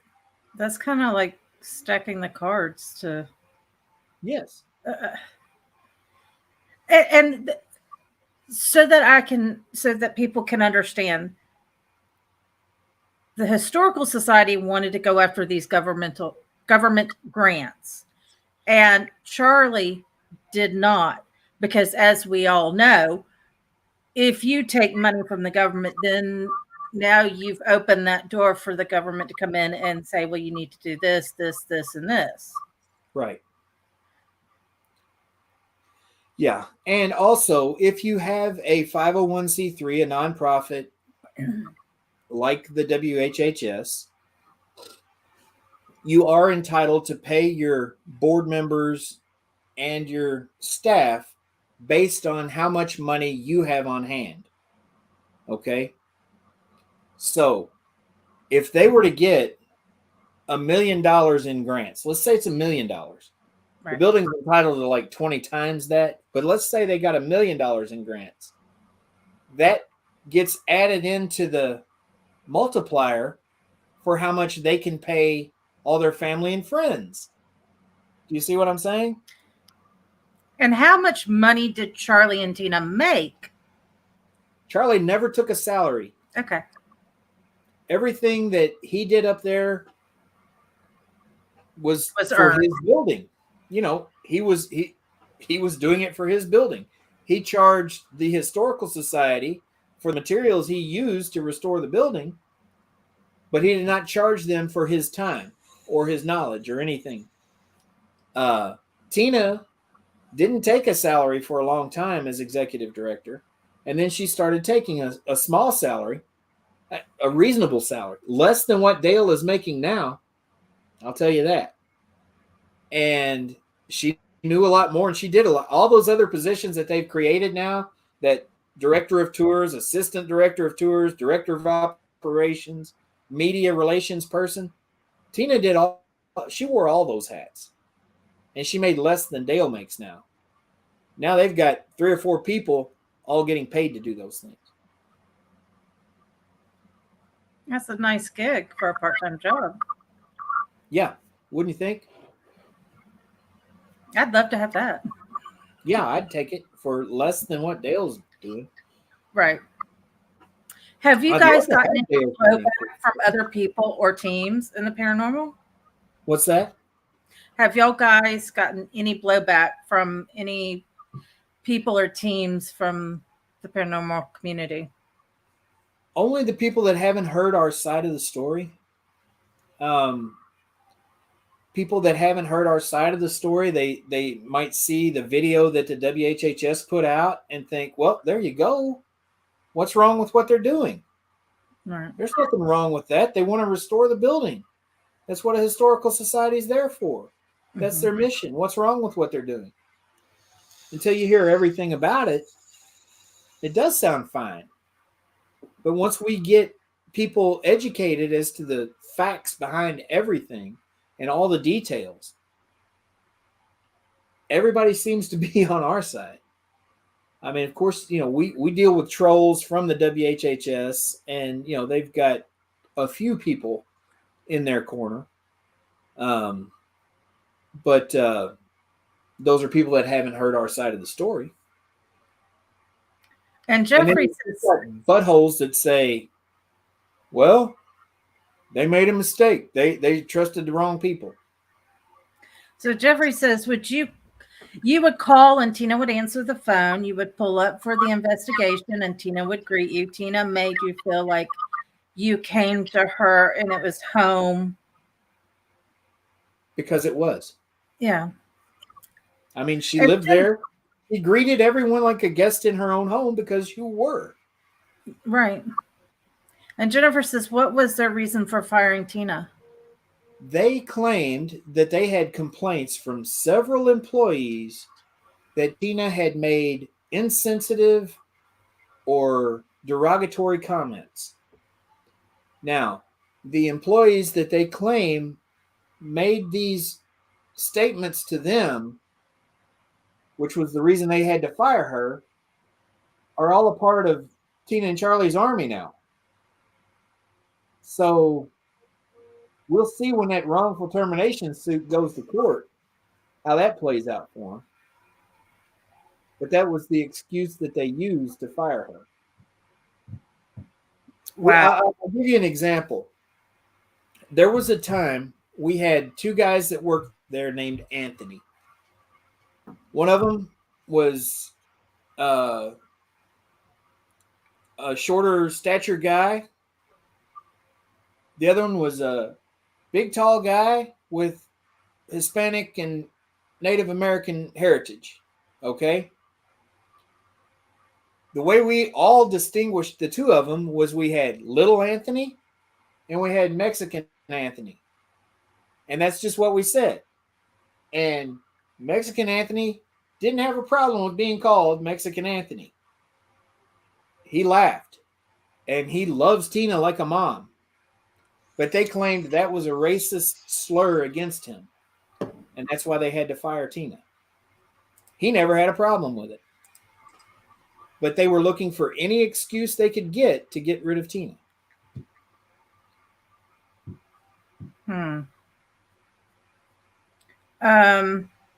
Jennifer says there should have been a written complaint done by these so-called employees.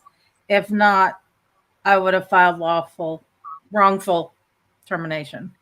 There has been a wrongful termination case filed. And it is in the works. That stuff doesn't happen overnight. This is not Law and Order where a case is filed, tried, and ruled upon in a week. It takes months, if not years, to get through the process. And they're going through the process. And we'll win that one. Jennifer says, I'm a paralegal. Sorry. You understand that. Right.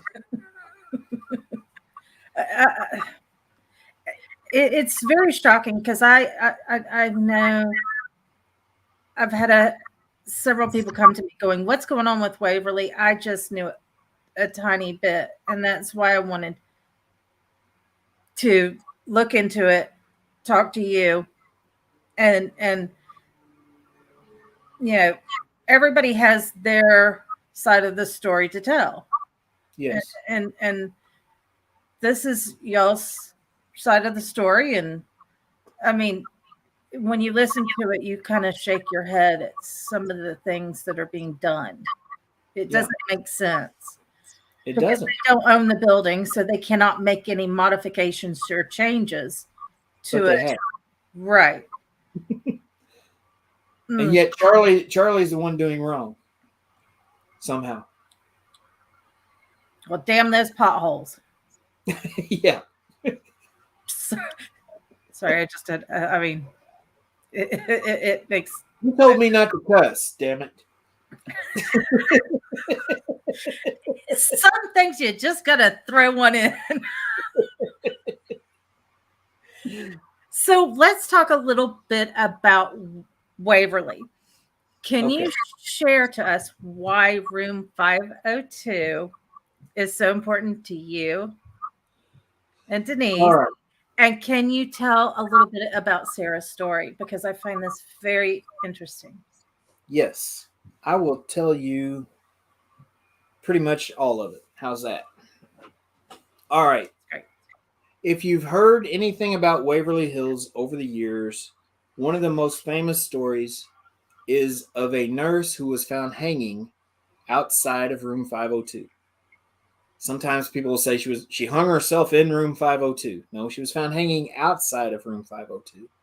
But that's okay. Take care, Jeff. We'll see you this weekend, brother. Goodbye. Thank you. She was found hanging outside of room 502. And the story that's always been told is that this nurse had been having an affair with a married doctor. She had gotten pregnant.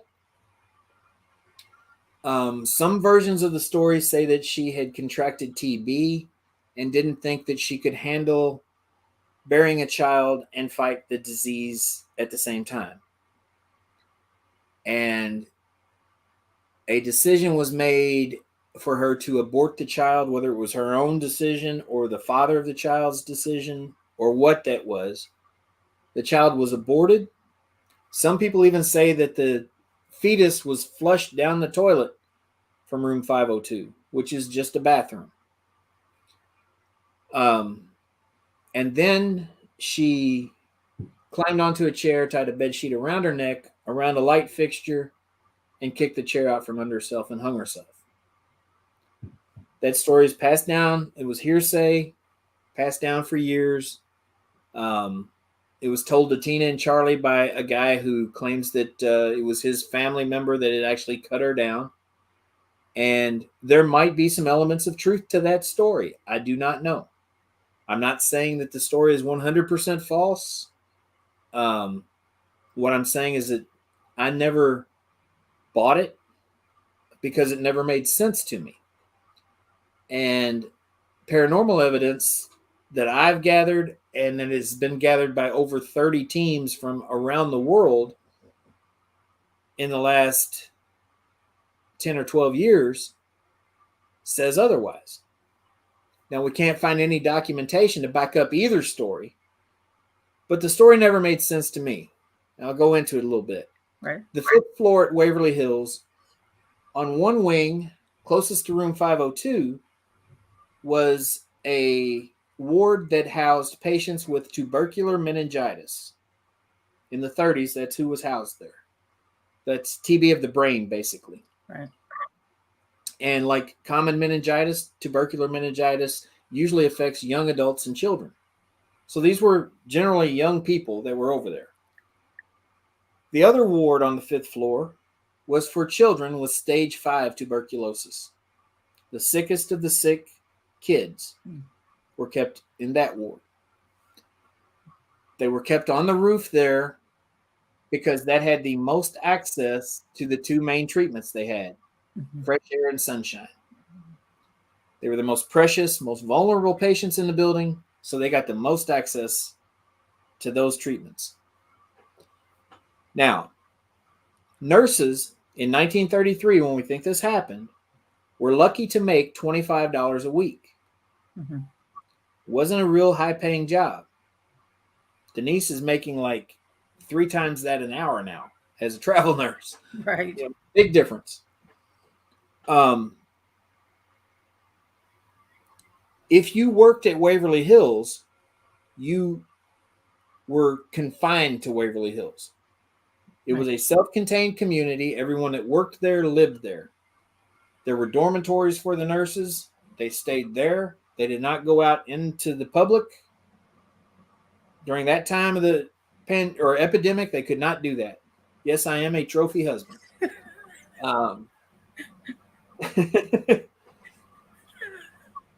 But it was like a prison sentence.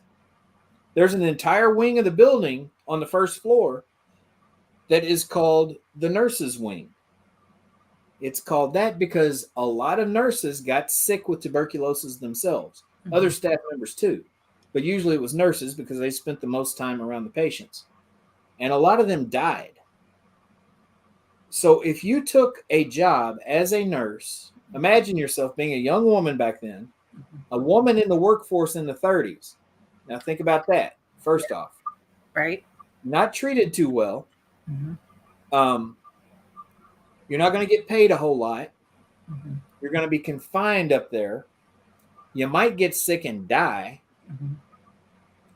For you to take that job, you either had to be really hurting for money, or you had to really care about the patients you're treating, or both. I would say probably both. Right. Now, does it make sense to you that someone who made that sacrifice and took that chance would go out there in plain view of their most precious and vulnerable patients and hang herself? That never made sense to me, but that was the story that we've always told up there because that's what was passed down over the years.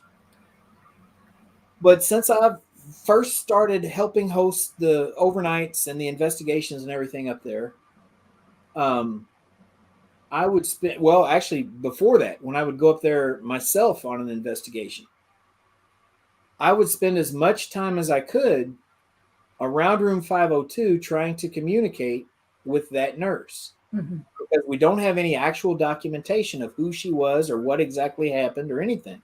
There is a death certificate that's sketchy, that's got a name on it, that's where the death is ruled suicide, and people have made the assumption that that's her.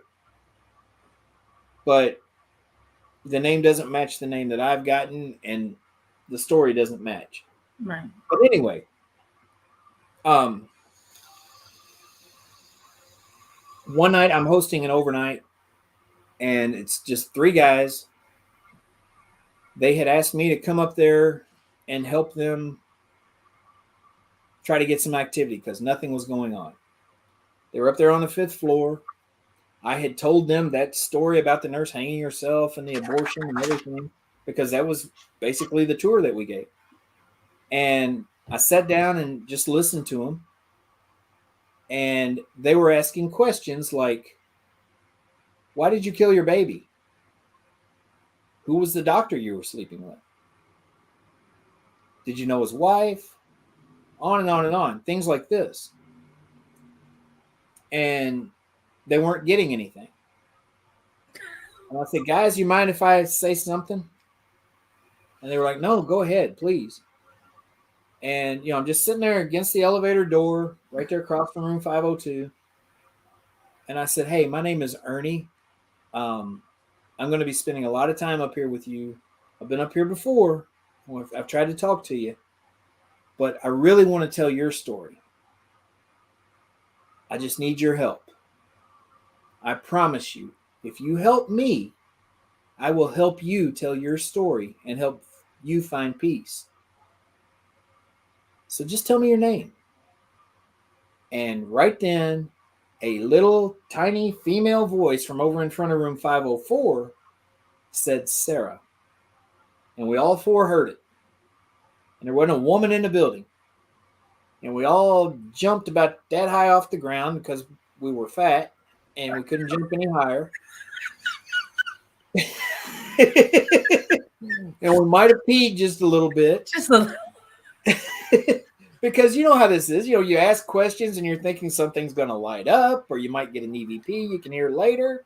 But when you actually get a disembodied voice that's that clear that you all hear, that's different. But, we heard the name Sarah. And so, I started asking a different line of questions and tried to get some more communication. We got a little bit more as the night went on, but that was the big upshot of it, was just getting a name from her. And so that started what's now been over a decade of me going up there and sitting down and saying, hey, Sarah, it's me, Ernie, and trying to talk to her and get the next piece of the puzzle as to what happened that night. And over the years, I have pieced together a whole different story. And a couple years ago, I started sharing that story I started telling people I've gotten a different story myself. If you guys would like to hear it, I'll tell it. Otherwise, you can go with the information that you've got. I don't want to put anything in your head. And this one particular night,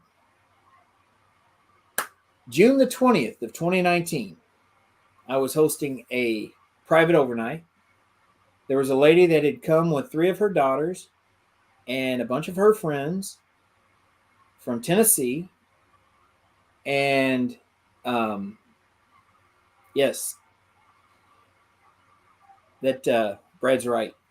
And he says Sarah loves Ernie. She even called him back on the spirit box when we were there, and he walked away.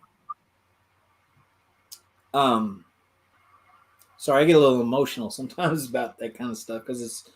I mean, I've made this promise to her, and she's meant so much in my life that it means a lot to me. But anyway, I told the usual story of room 502 to this group, and then I said, but I've gotten other information. If you'd like to hear Sarah's story, I'll tell you Sarah's story. And they all said, sure, please. So I started telling it. And I'm watching, and the mother of the 3 girls is back there just grinning and nodding like, yes, yeah, yes. And I'm like, that's not the usual response I get. Right. You know, usually people are just listening and they're like, oh, you know, they're interested and they want to hear what's coming next. This lady looked like she knew what I was going to say next. And so anyway, when I finished the tour, I pulled her aside. I said, when I was telling Sarah's story, you acted like you knew it already. And she said, well, I've been coming here since 2009. Now, remember, I've been working there since 2009.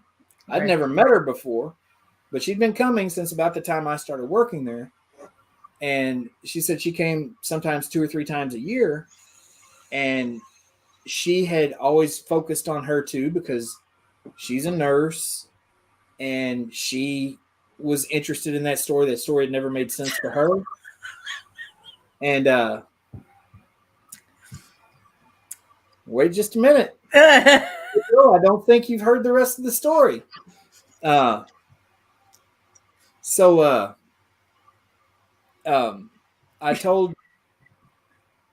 She told me that she had gotten the same story, basically. Right. From Sarah. And so her and I started, communicating after that night about Sarah's story. And she was living in Hendersonville, Tennessee. And she would come up and we would go to the Filson Club or the library, the historical society here in town, the real historical society in town, the Filson Club. Right. And we would try to investigate, try to find out, more about Sarah's story. We'd go to local cemeteries and try to find her grave because we have a last name too. And eventually it turned into a relationship and now we're married and it's all Sarah's fault. But Jennifer, Sarah's story is this. Sarah had grown up not far from here. She was the youngest kid in her family. She was kind of the runt of the family. She's actually used that word to describe herself. And she had an older sister she adored that had gotten sick with tuberculosis and died at the age of 15. Oh. Sarah had seen that happen, and she decided she wanted to be a nurse. She wanted to work with kids with tuberculosis. And so she made that her mission, and she did. When she got the opportunity to go to work at Waverly Hills, it was a dream come true for her. There was no better place to work if you were a nurse that wanted to work with children with tuberculosis. Brand new, state-of-the-art facility, the place to be. When she went to work there, because she was tiny, had this little soft voice, she was like a kid herself. She was 22 years old, and they thought she would be the perfect fit to work with the really sick kids on the 5th floor. And because she was new, she usually worked nights. And she loved it. She would sing the kids to sleep. She would wake them up in the morning, watch the sunrise with them, play with them a little bit, and then it'd be time for her to go home. It was heaven to her. I know that because Sarah I've asked her many times, why aren't you in heaven? And the response usually is, this is heaven. And I get it. Yes. She's there because she wants to be. It's where she had the best years of her life. But what had happened, she was there for 3 years. One night, she's alone on the night shift. She's in room 504, which was, I think, the nurse's station at the time. Another staff member came up the steps. He didn't use the elevator because she didn't hear the bell ding. She didn't know anyone was there. He came in the room behind her. He attacked her. She was a virgin until that night. And she didn't want to wake the kids. She didn't scream. But she did try to fight him. But she was too little. He was too strong. He got what he wanted. Somewhere in the process, he hurt my neck, is what she said. They lied. They covered it up. Help me.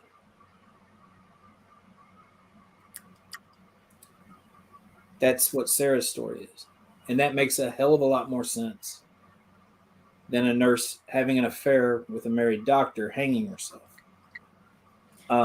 Yeah, because the last place you would think, go ahead, if she did, had thoughts of suicide, you definitely wouldn't do it in front of the children. Right. Why not just jump off the roof or something? Right. Where they're not going to see you, because they're in bed. Right. There's a lot about it that just never made sense to me. But Sarah's story does make a lot of sense for a lot of reasons. Because, remember, Waverly was a self-contained community. Mm-hmm. You could not go out to the bars or out to date. Okay? Let's say you're a sexual predator, which have been around since the beginning of time. Right. And you get a job at Waverly Hills as an orderly or even a doctor or whatever, maintenance guy, you name it. Yeah. And we know that they're in all walks of life. Yep. Where's your pool of victims going to come from? It's got to come from right there on the hill somewhere. Well, who's the perfect victim? A tiny little nurse that's working alone on the night shift with the only witnesses around being really sick kids. Or people that are considered crazy because they got TB of the brain. She was the perfect victim. She was not an adulteress. She was not this bad person that so many people have made her out to be over the years. And, like I say, I can't prove that any more than the other story can be proven. Right. But that's the story that she's given me and, like I said, over 30 other paranormal teams from around the world. Because when Denise and I started our podcasts, we would tell Sarah's story. And we would have people from all over the world send us messages saying, hey, we got the name Sarah up there too. We got rape. We got murder. We got no elevator. We didn't know what that meant until now. Things like that. Mm-hmm. Lisa just said, I always got the name Rex. Lisa, did I ever tell you that name? Because that's ding, ding, ding, ding. That's the name. Oh. It's actually on the employee roster too. We found it on the employee roster.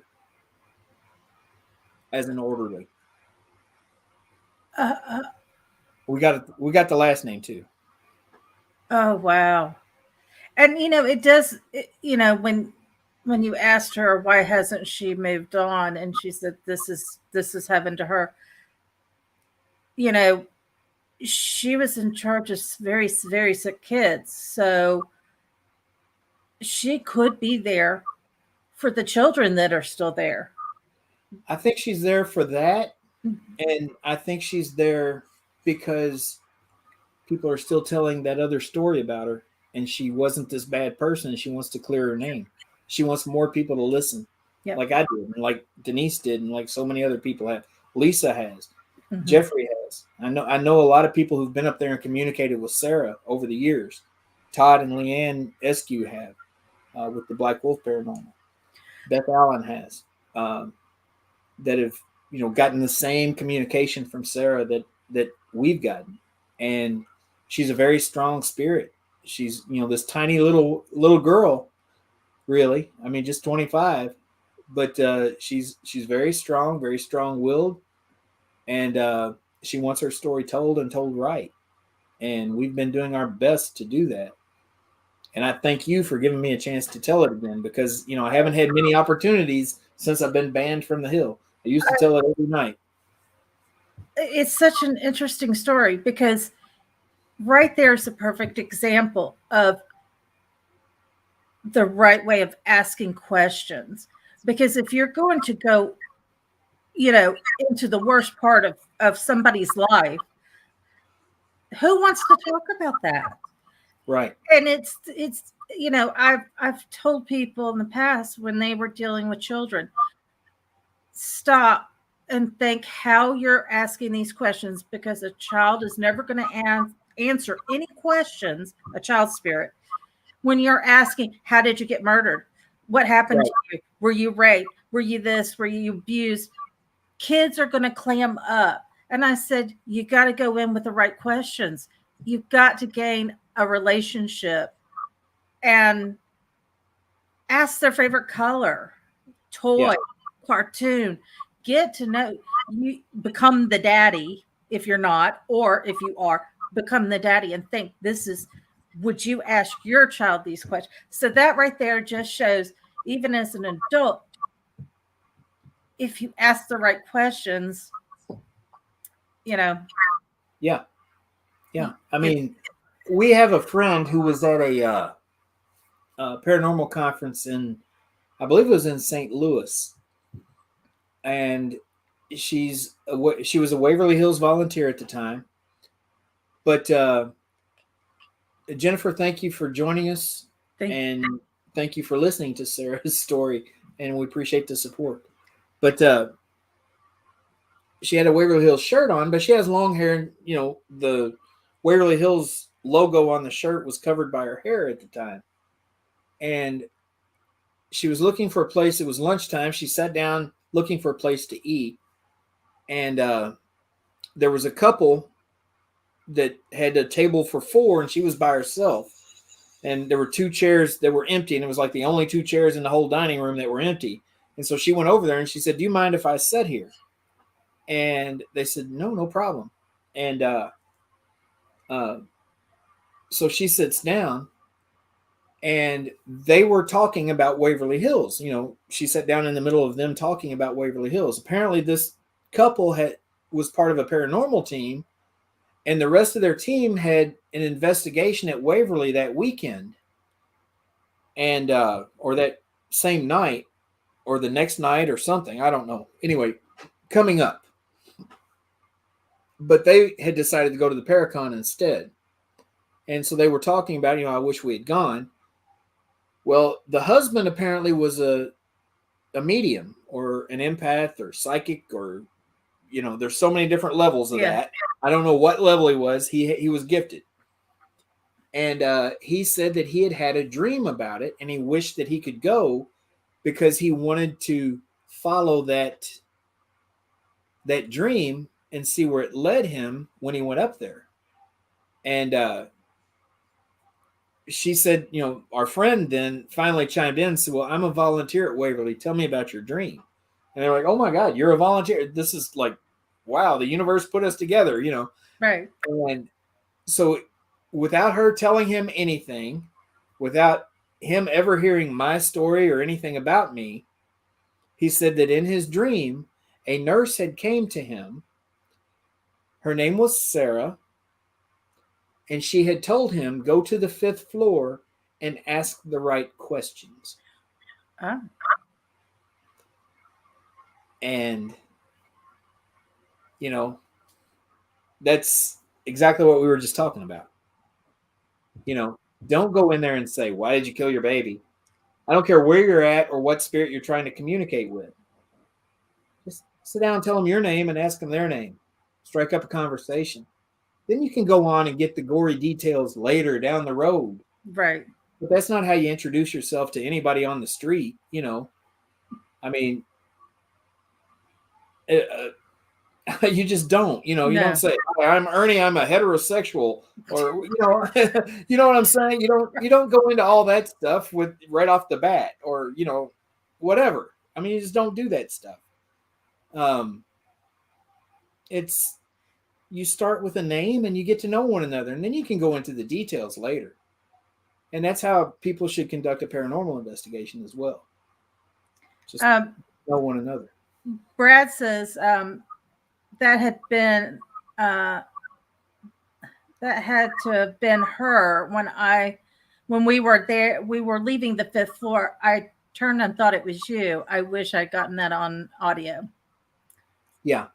He asked me about that, and he had heard someone behind him. And he thought it was me, but then he looked and I was down the steps. And he's like, okay, there was somebody back there behind us. And I'm like, well, it wasn't me. So, yeah. Wow. She's a strong spirit. And she, you know, she will she can be feisty. She will scream. If you're up there disrespecting her or telling the wrong story or whatever, she might scream at you. You might get scratched. You might start feeling nauseous. Yeah, he said it was a female singing. Yeah, I've heard her up there humming. I've heard her humming. Oh gosh, it's like I can't think of the name of the song. It's like an old, like "Oh My Darling Clementine" or something like that. You know, it's one of them old songs. Oh yes.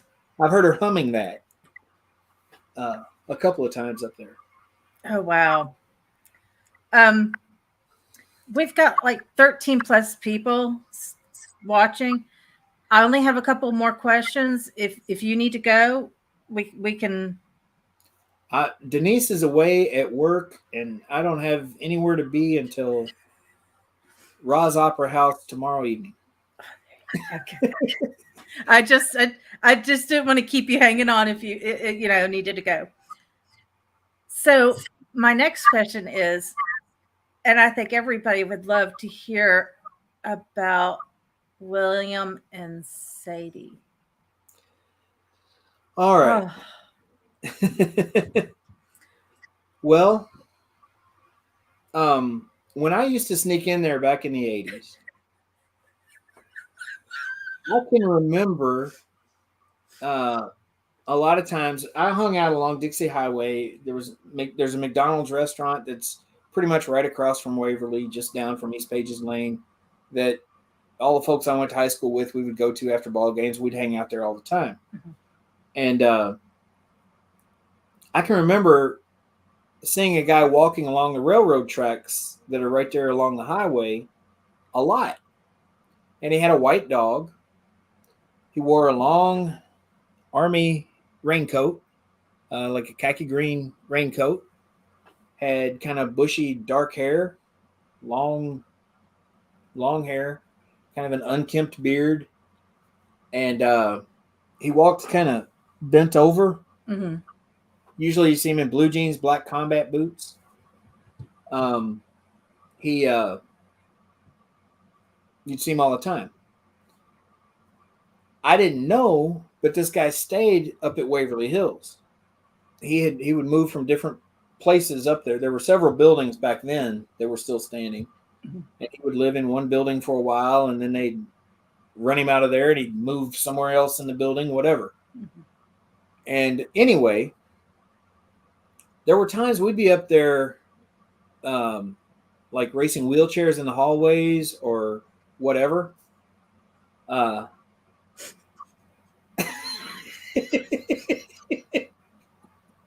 Denise is my nemesis.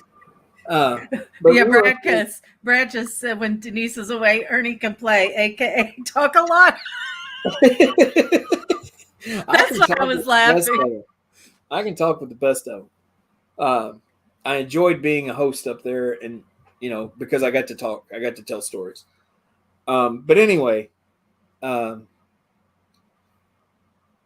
were a couple of times when we'd be in there doing this stuff, and this guy would just appear out of nowhere.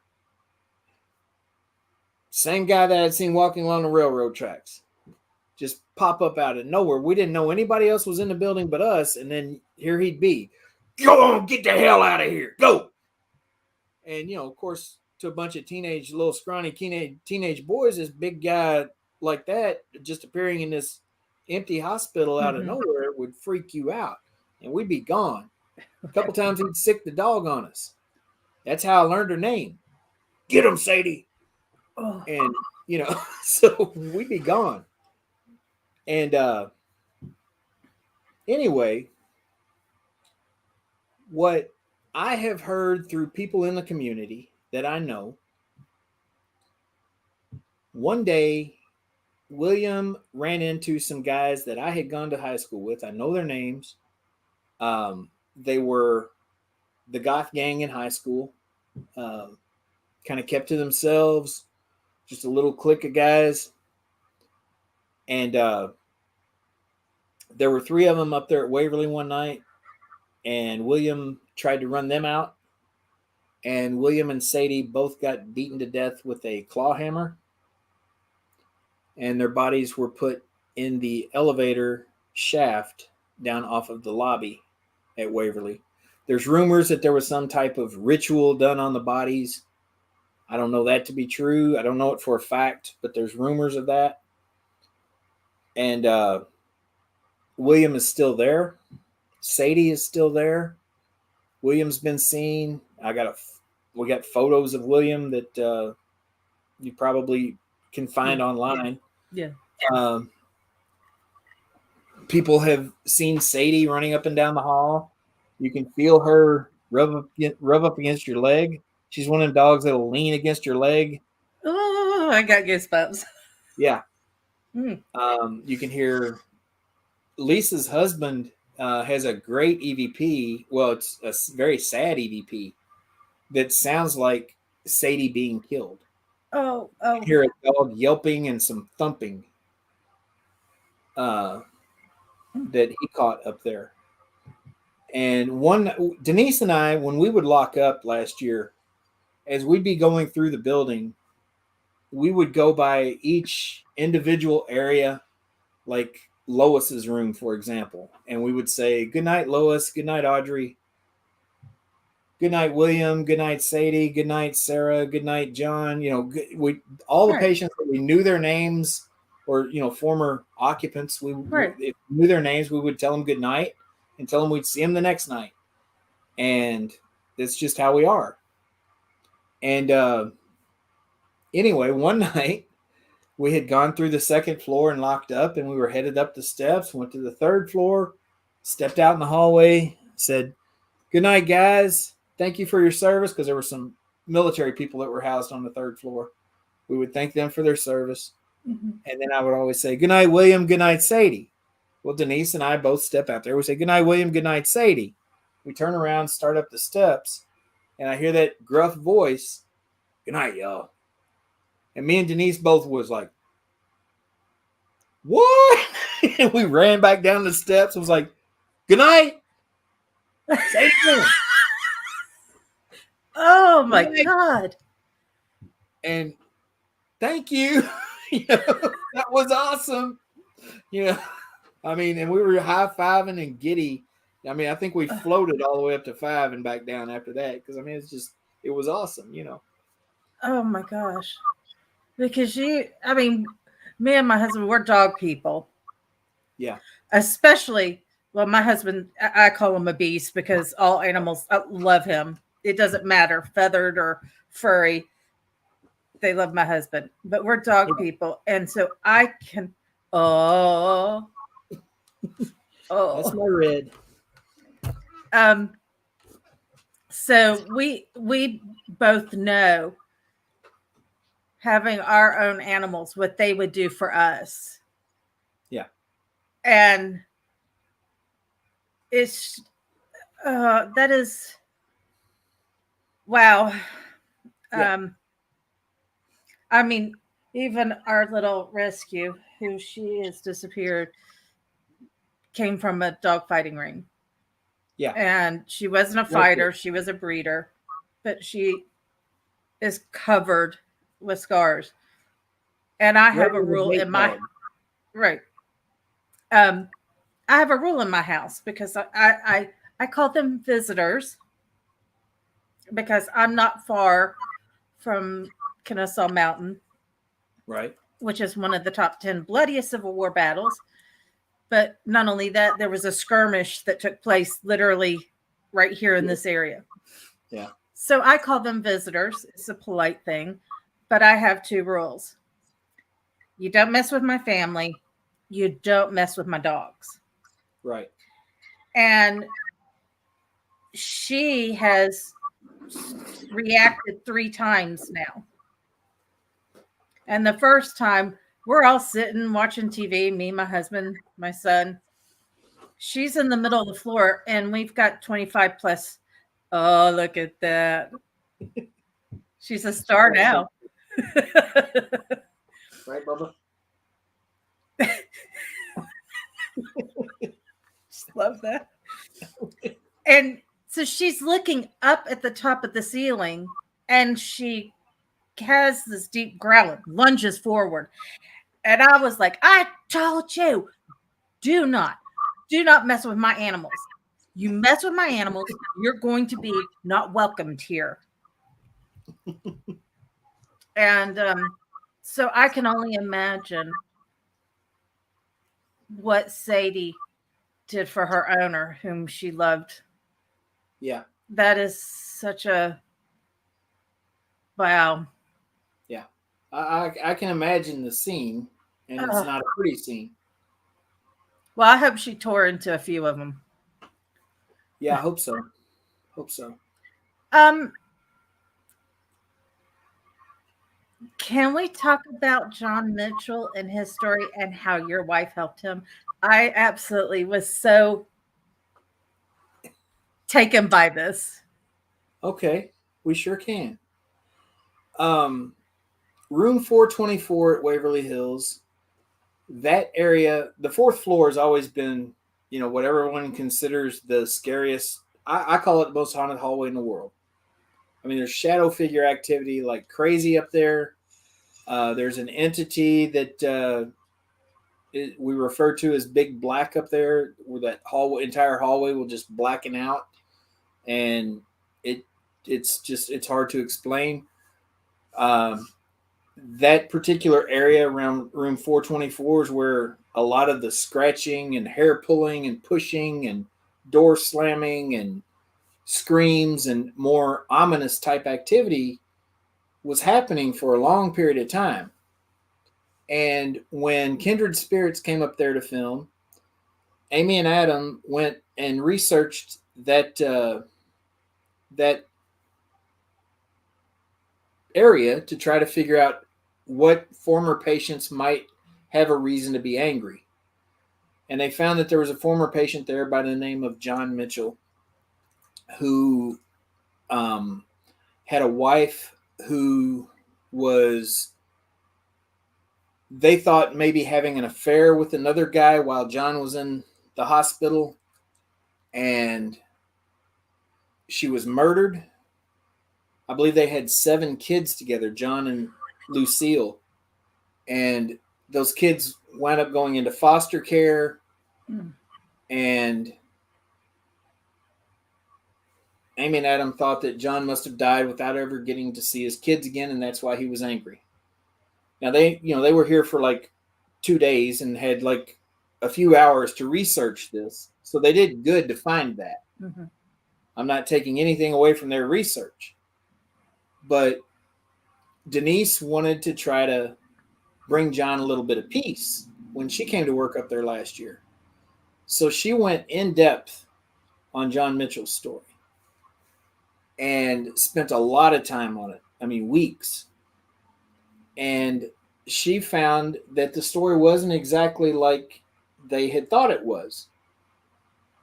Because John had filed for divorce, and apparently he had filed for divorce to give Lucille a chance to move on and raise those kids, because she was a single mom. 2 of the kids had already been sent to live with grandparents because she couldn't afford to feed them. She had taken on a roommate to help her pay the bills. She was struggling financially. And so John thought, well, if I file for divorce, she can find her another man. I'm not going to make it anyway. That's best for her and best for the kids. And the first guy that she went out with, the first time she went out with him, he kind of freaked her out, and she told her roommate that he had actually hit her. And she had a bruise. And this was from court documents that we found out later. And she had told her roommate that if he comes again, tell him I'm not home. Well, he came back, and the roommate said she wasn't home. And then he tried to hit on the roommate. And the roommate said, no, I can't. No, thank you. Well, he comes back again, and for some reason, Lucille went out with him.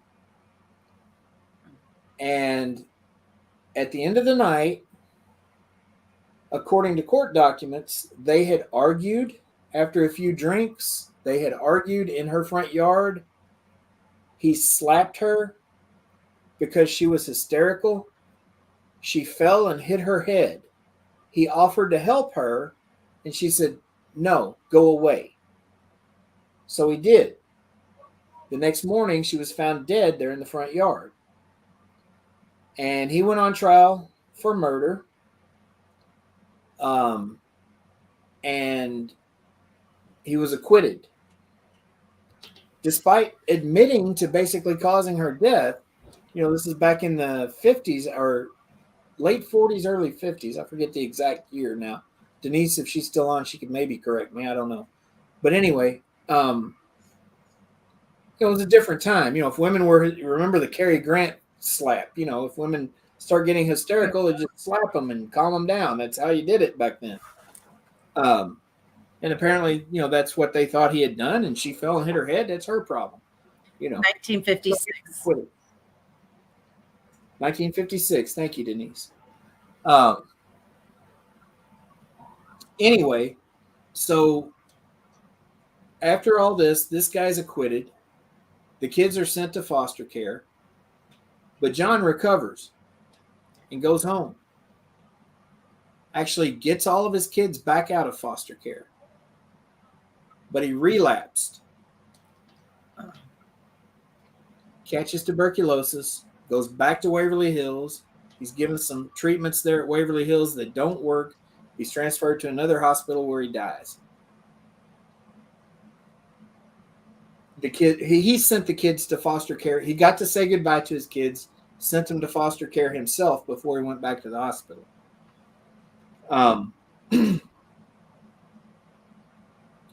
Well, Denise tracks down all of these kids, gets all the information on who they married, what jobs they did, when they died, if they'd already died, everything about them.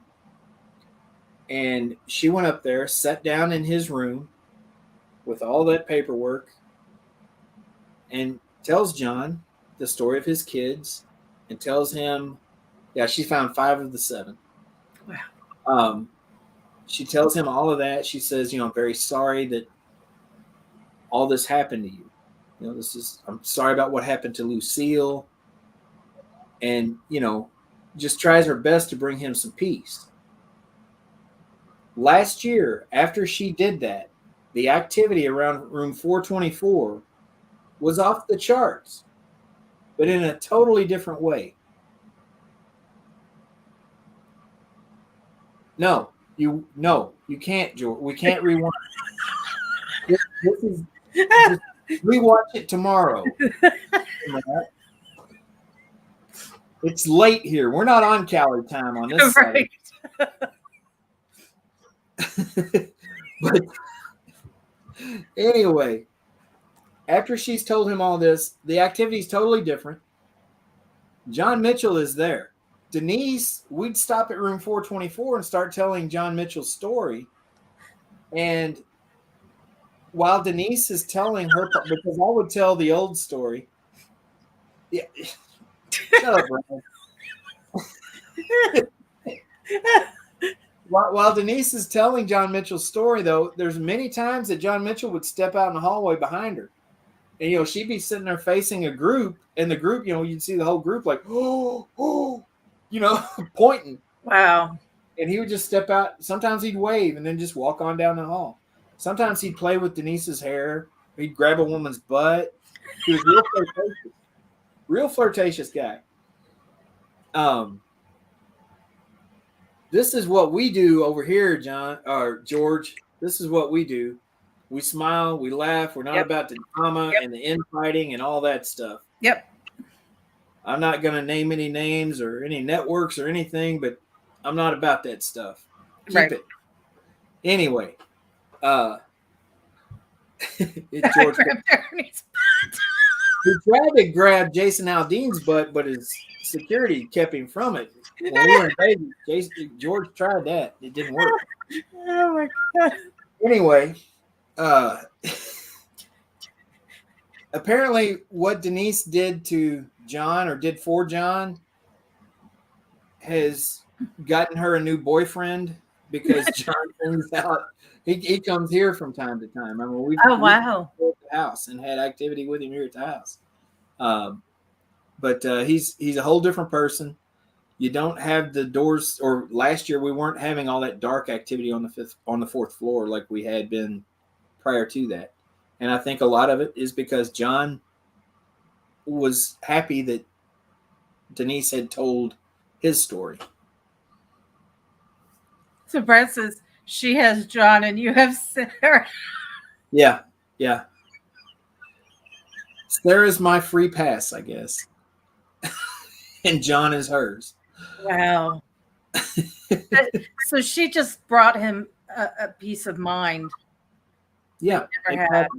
And I think that's, as paranormal investigators, I think that is as much our job as it is, as anything that we do is to bring them peace. It's not to find us evidence, to put out, oh, look at this picture I got, or look at this EVP I got. No, the spirits don't have a voice anymore. It's our job to be their voice and to give them peace. And that's why I love doing what I do. Because I mean, there's been, like with Sarah's story in particular, I really feel like that's kind of a life mission for myself and Denise now. And she's done it with John Mitchell. We try to do it with any location we go to, not just, at Waverly. I mean, that's where we spent a lot of time working, but we go to a lot of places and we try to connect with the people there, because what we're investigating are people, not ghosts, not spooks, not characters from a horror flick. They are people. And we are here to tell their story or hear their story. Brian says double date. Yeah, let's do it. Haunted so Brad says, which one is Lois is remember the story of the sisters on the second floor? Okay, well, Lois Higgs came to Waverly as a patient at the age of 18. Her older sister Audrey had already been there for a while. When Lois came, she had a young son that she had left behind. And she'd already been married and had a son. But her sister was already a patient at Waverly. When Lois got sick with TB, they put them in the same room there on the second floor. And golly, Lois recovered at one point, was released, and while she was out, she got pregnant again.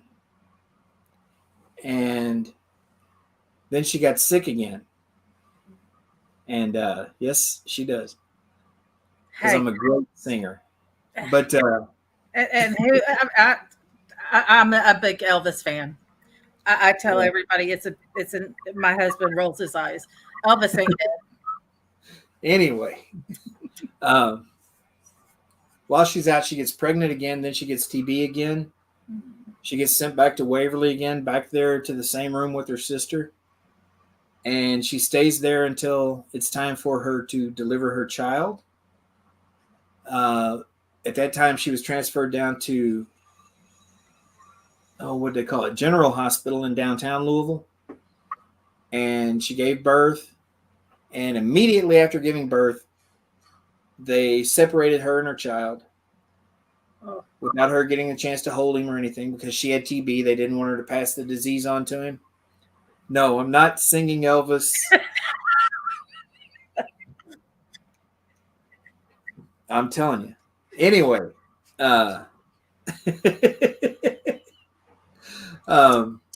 they separated mother and child, sent Lois back to Waverly. The child went home with family. There's one time that we know of, there might have been more, but there's one time that we know of that the family brought the boy up to where Lois could walk out there to the screened-in area on the back side of the building and look down and blow him kisses and tell him she loved him. They brought both of her sons up there. Mm-hmm. And but that was the only time that she got to see her son after giving birth. And Lois wound up passing away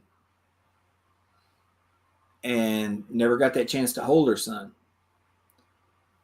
And Lois is still at Waverly. And that's one of the patients that we actually know the room and know the patient's story of. So we've told that story for years on tours up there.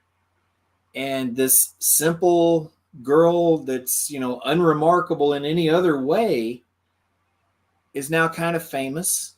She's been featured on Ghost Adventures and all these other things. She's just a little girl from Sweden, Kentucky, down in Edmonson County, small farming town. Nobody's hang on. No, honey, no, don't. My husband's Dutch, and he's always, why do y'all have European names? Like here in Georgia, we have Rome. So you said Sweden, and I just knew he was going to pop. No. Oh, we've got all kinds of we got all kinds of countries here in the state of Kentucky. But anyway, that's where she's from. And anyway, that's where she's buried now. But she's kind of famous now. And so people come up there and they investigate and they try to talk to Lois. And Lois is a really good communicator. She does communicate. And a lot of times what people will get out of that room is an EVP of a female voice in the middle of the night saying, Audrey, Audrey, Audrey. Like she's calling out to her sister in the bed across the room from her. And that's pretty cool. But a couple years ago, a group actually got an EVP. That same EVP followed up with a response, yes, Lois. Now, Audrey didn't die there. Audrey recovered and went on and lived a long, happy life. But somehow the two of them still make that connection in that room where they spent so much time together as really sick girls all those years ago. And I just think that's awesome. That is. And George says, absolutely correct, Ernie. I love the way you said it. We are the spirit's hope to share communication. Exactly. And absolutely. Absolutely. Hey, welcome, Sheriff. I'm so glad you were able to make it.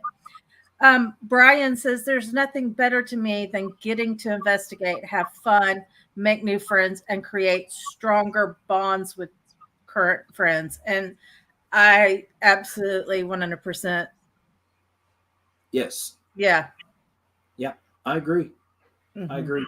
And, I mean, while I'm on this subject, creating bonds even with the spirits. Yes. Like the bond that Denise and I have with Sarah, or like what Denise has with John, or I have with Lois, or any number of spirits that we've communicated with over the years. They become like family or friends. And it might sound weird. What do you say, Scully? Welcome. But no, Ernie's not doing Elvis.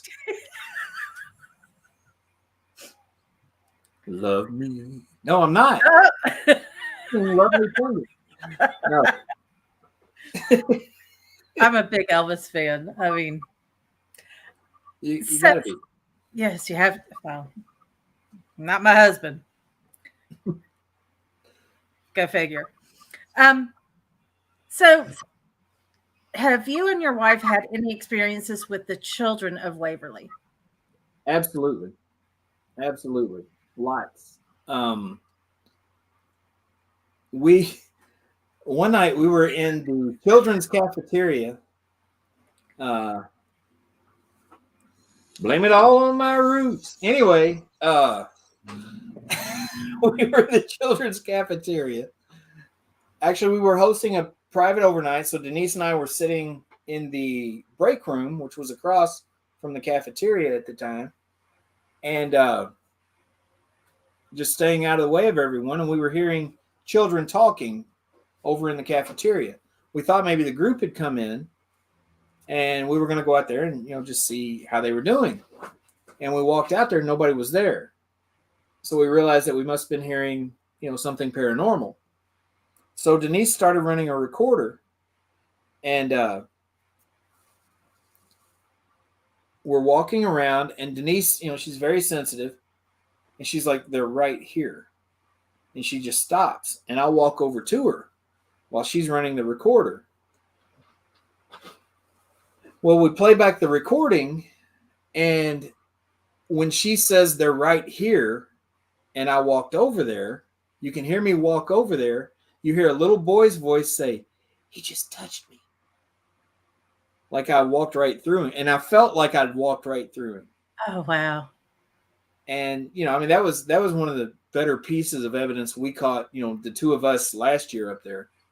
But, I've been able to play ball with the children, and oh, wow, had things like that happen over the years. Lots of different activity with the children up there. There's a lot of kid spirits at Waverly.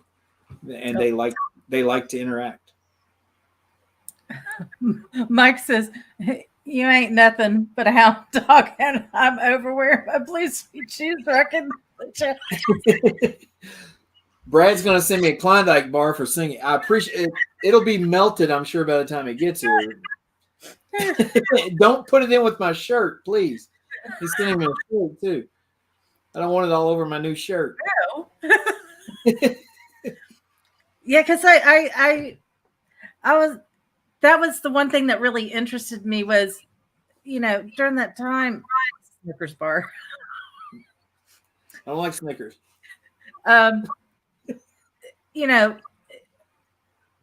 Children in Waverly, and to me that is the most intriguing part. I love it.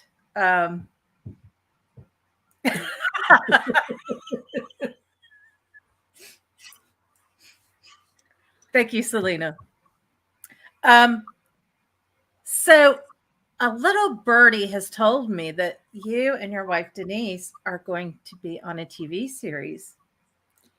Well, I don't know what you've heard, but we did just do some filming with Brandon Alvis and Mustafa Gadalari and Kevin Ott and Malaya and a whole crew of great folks on a new series called Haunted Discoveries.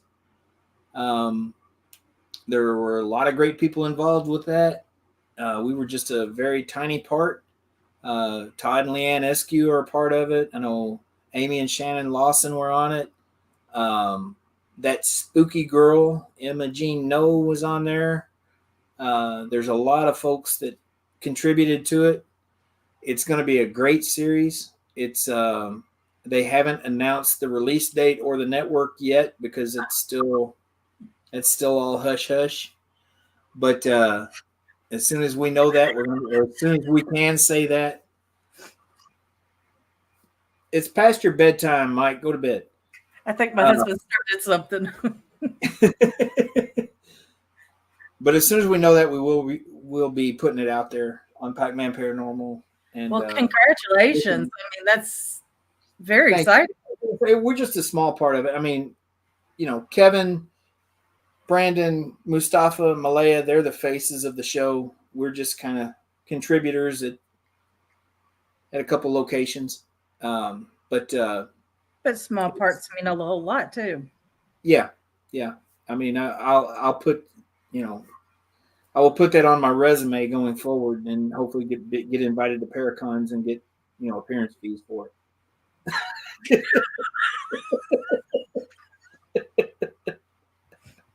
Brad says he wants to record you singing Elvis for his paranormal music box. Okay. I think I'll tell you what, Brad. When Charlie and Tina get Waverly back,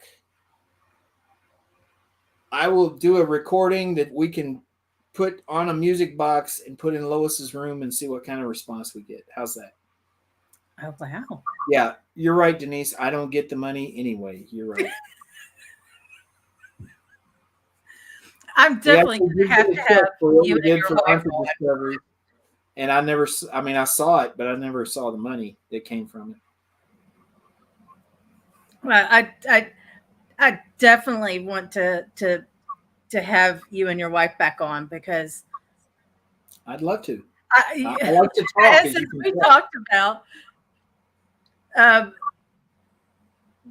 me and my husband, when I watch y'all, it reminds me of how me and my husband interact with each other too. Yeah. Except he pokes me and gets me riled up because I had a much stronger Southern accent, and then he moved me to Holland for 4 years, and it's not as thick as it is unless you make me mad. Denise is from the hollers of West Virginia. She moved to Tennessee to stalk Garth, and then she hit the mother lode and landed me, and I moved her to Kentucky. So she is stuck with a hillbilly accent. There's just no getting out of it. Now, when we hit the Powerball and buy Seaview Manor up in Newport, Rhode Island, it's only $29 million. I think I can handle it.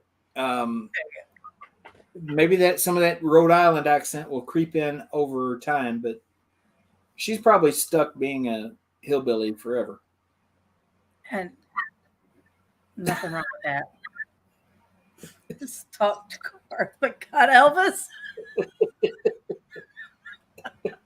Oh my goodness, I love this. I mean, oh Lord. I have, I didn't even know, like I said, I've heard things about Waverly here and there and had no idea about you and your wife, Denise. And so the one main reason I was like, I've got to reach out to him is y'all have always been so kind to me and posting my links for, interviews and everything. And I was like, well, hey, what better person, to reach out to and so people can hear y'all's side of the story. And to me, that's very, very important. I just wanted to welcome Mika, and they went in. Eileen. Let's get this over with now that Eileen's here. Oh.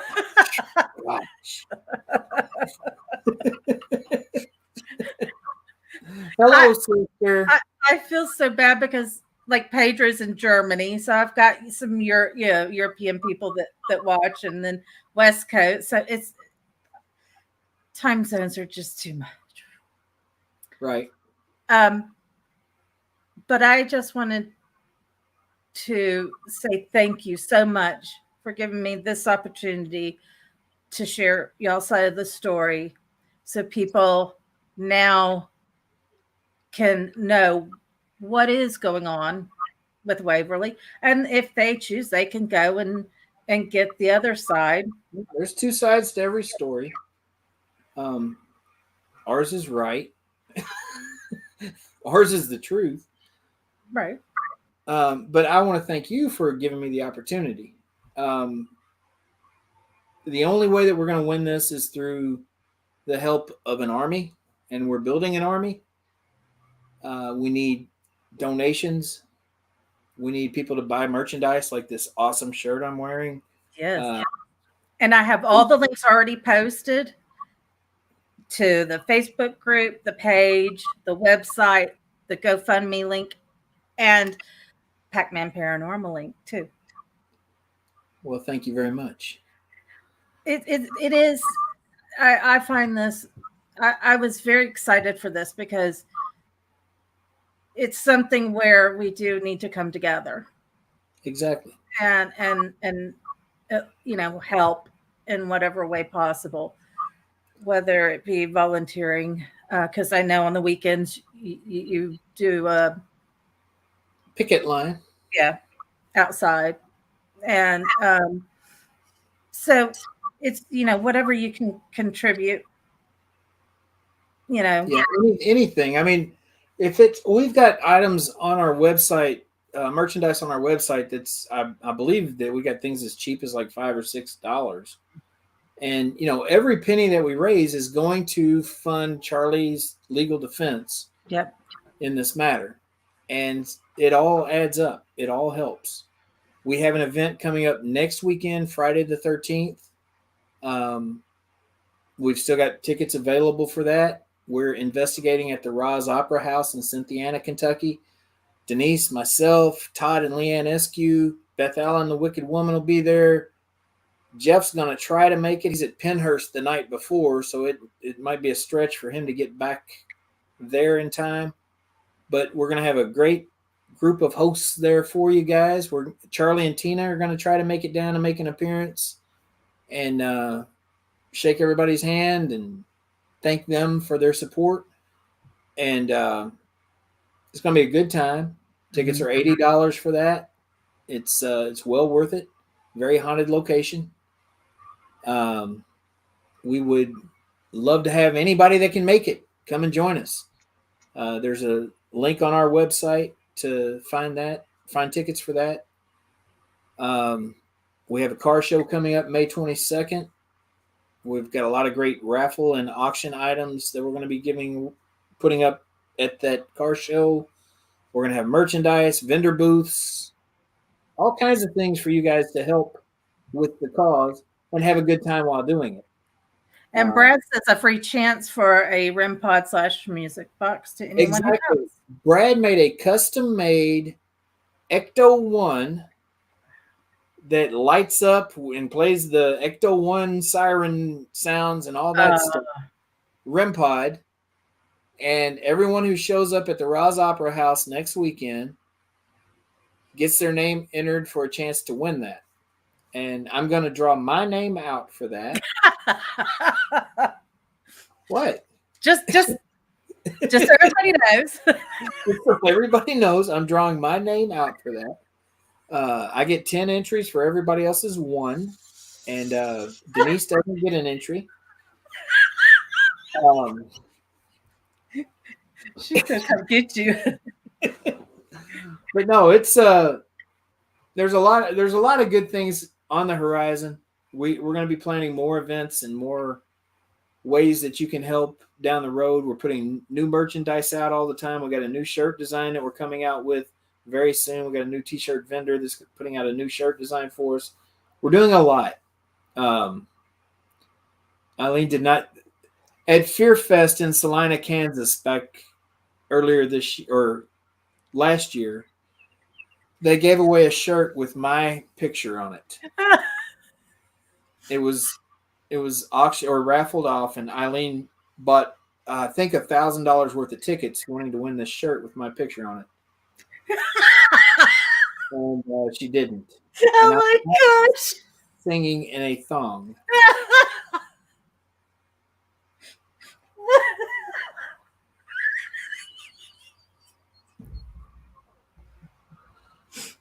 If you donate $10,000 to Charlie's legal fund,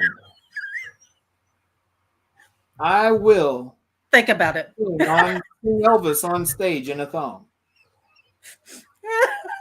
followed by the dance from Garth Brooks.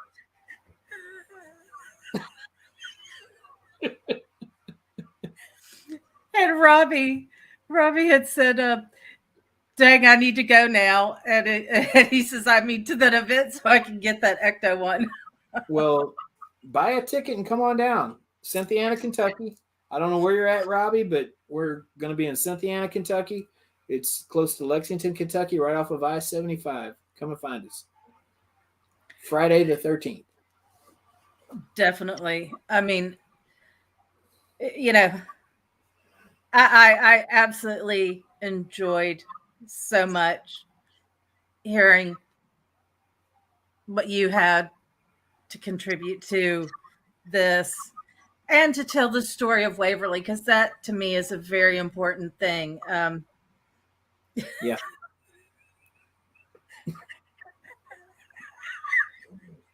We need to end this before it gets totally off the rails. I think it already has. When Eileen came in, everything went straight to the toilet. I knew it was going to happen, and it did.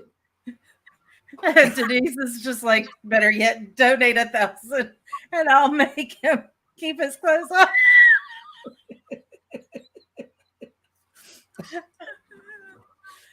See, I this is the type of stream that I like because, you know, the paranormal can get very dark and sad. It can. And who wants to have an ugly cry going on when you can laugh?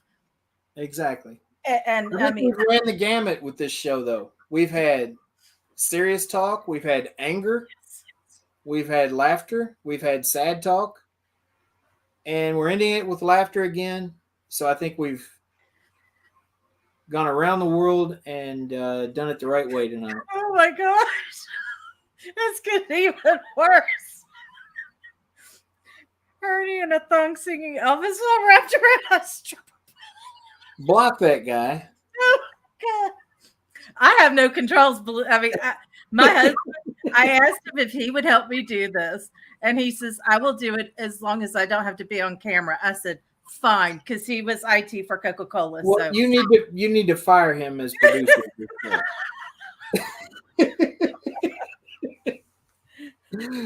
All right, no, seriously, I need to get off of here and call my wife before she gets mad at me. But this has been awesome. Yes, it really has. I've had a great time, and I appreciate you giving me the chance to tell Sarah's story again. Yes, giving me the chance to spread the word about what's going on with Waverly Hills and try to get some more awareness out there. It's been great talking with you. This has been a joy. We got started a little bit late, but everything picked up and went on just fine once we got it going, and I've really enjoyed it. I appreciate it. And again, I would love to come back apologize. and visit with you guys again. Just give us a heads up, and we'll find a time on the schedule. You know, being famous like we are. I know. I mean, it was hard to get you on just to do this. Yeah, you got to go through my people and everything, and it's tough. I'll get with my publicist and see if I can't pencil you in somewhere down the road. But well, I appreciate everything. I mean, this has meant a lot to me. If you don't mind waiting backstage just for a quick moment, and I'll say my goodbyes. And all right, nice meeting you, Pedro. I had a minor stroke right there saying nice meeting you, but it was nice meeting you. All right, I'll wait around just a second. Thank you so much. Everybody take care. It's great talking to y'all. You didn't talk back, but I talked to all y'all over there. Some of you wrote stuff, but none of you talked. Thank you so much, guys. Again, I want to apologize so much for being late. It's been a wild, crazy day. I just wanted to let everybody know what was going on with Waverly Hills. And keep in mind that Charlie and Tina, since they had to vacate their home, and they are the legal owners, to me, the paranormal community needs to come together, at least to help Charlie and Tina. And in my opinion, that means maybe holding off on doing investigations until the rightful owners are back. And Charlie and Tina are going to need help when they're able to go back to their home and possibly fix things that was or was not done. So they're going to need a lot of help. There's links I posted, and I just want to say thank you to everybody. I apologize for being late, but y'all have been so brilliant, and I've enjoyed myself. Y'all have a lovely Friday. Have a wonderful weekend, and be safe. Thank you.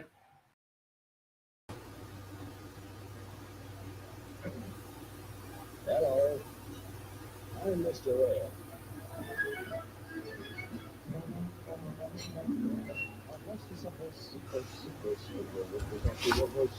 There is a place unless the horse is the famous Mr. Ant. Go back to the source and ask the horse. You'll get your leaves and the chewing goes. Enjoy the dawn, a scary choice. Not to Mr. Ant.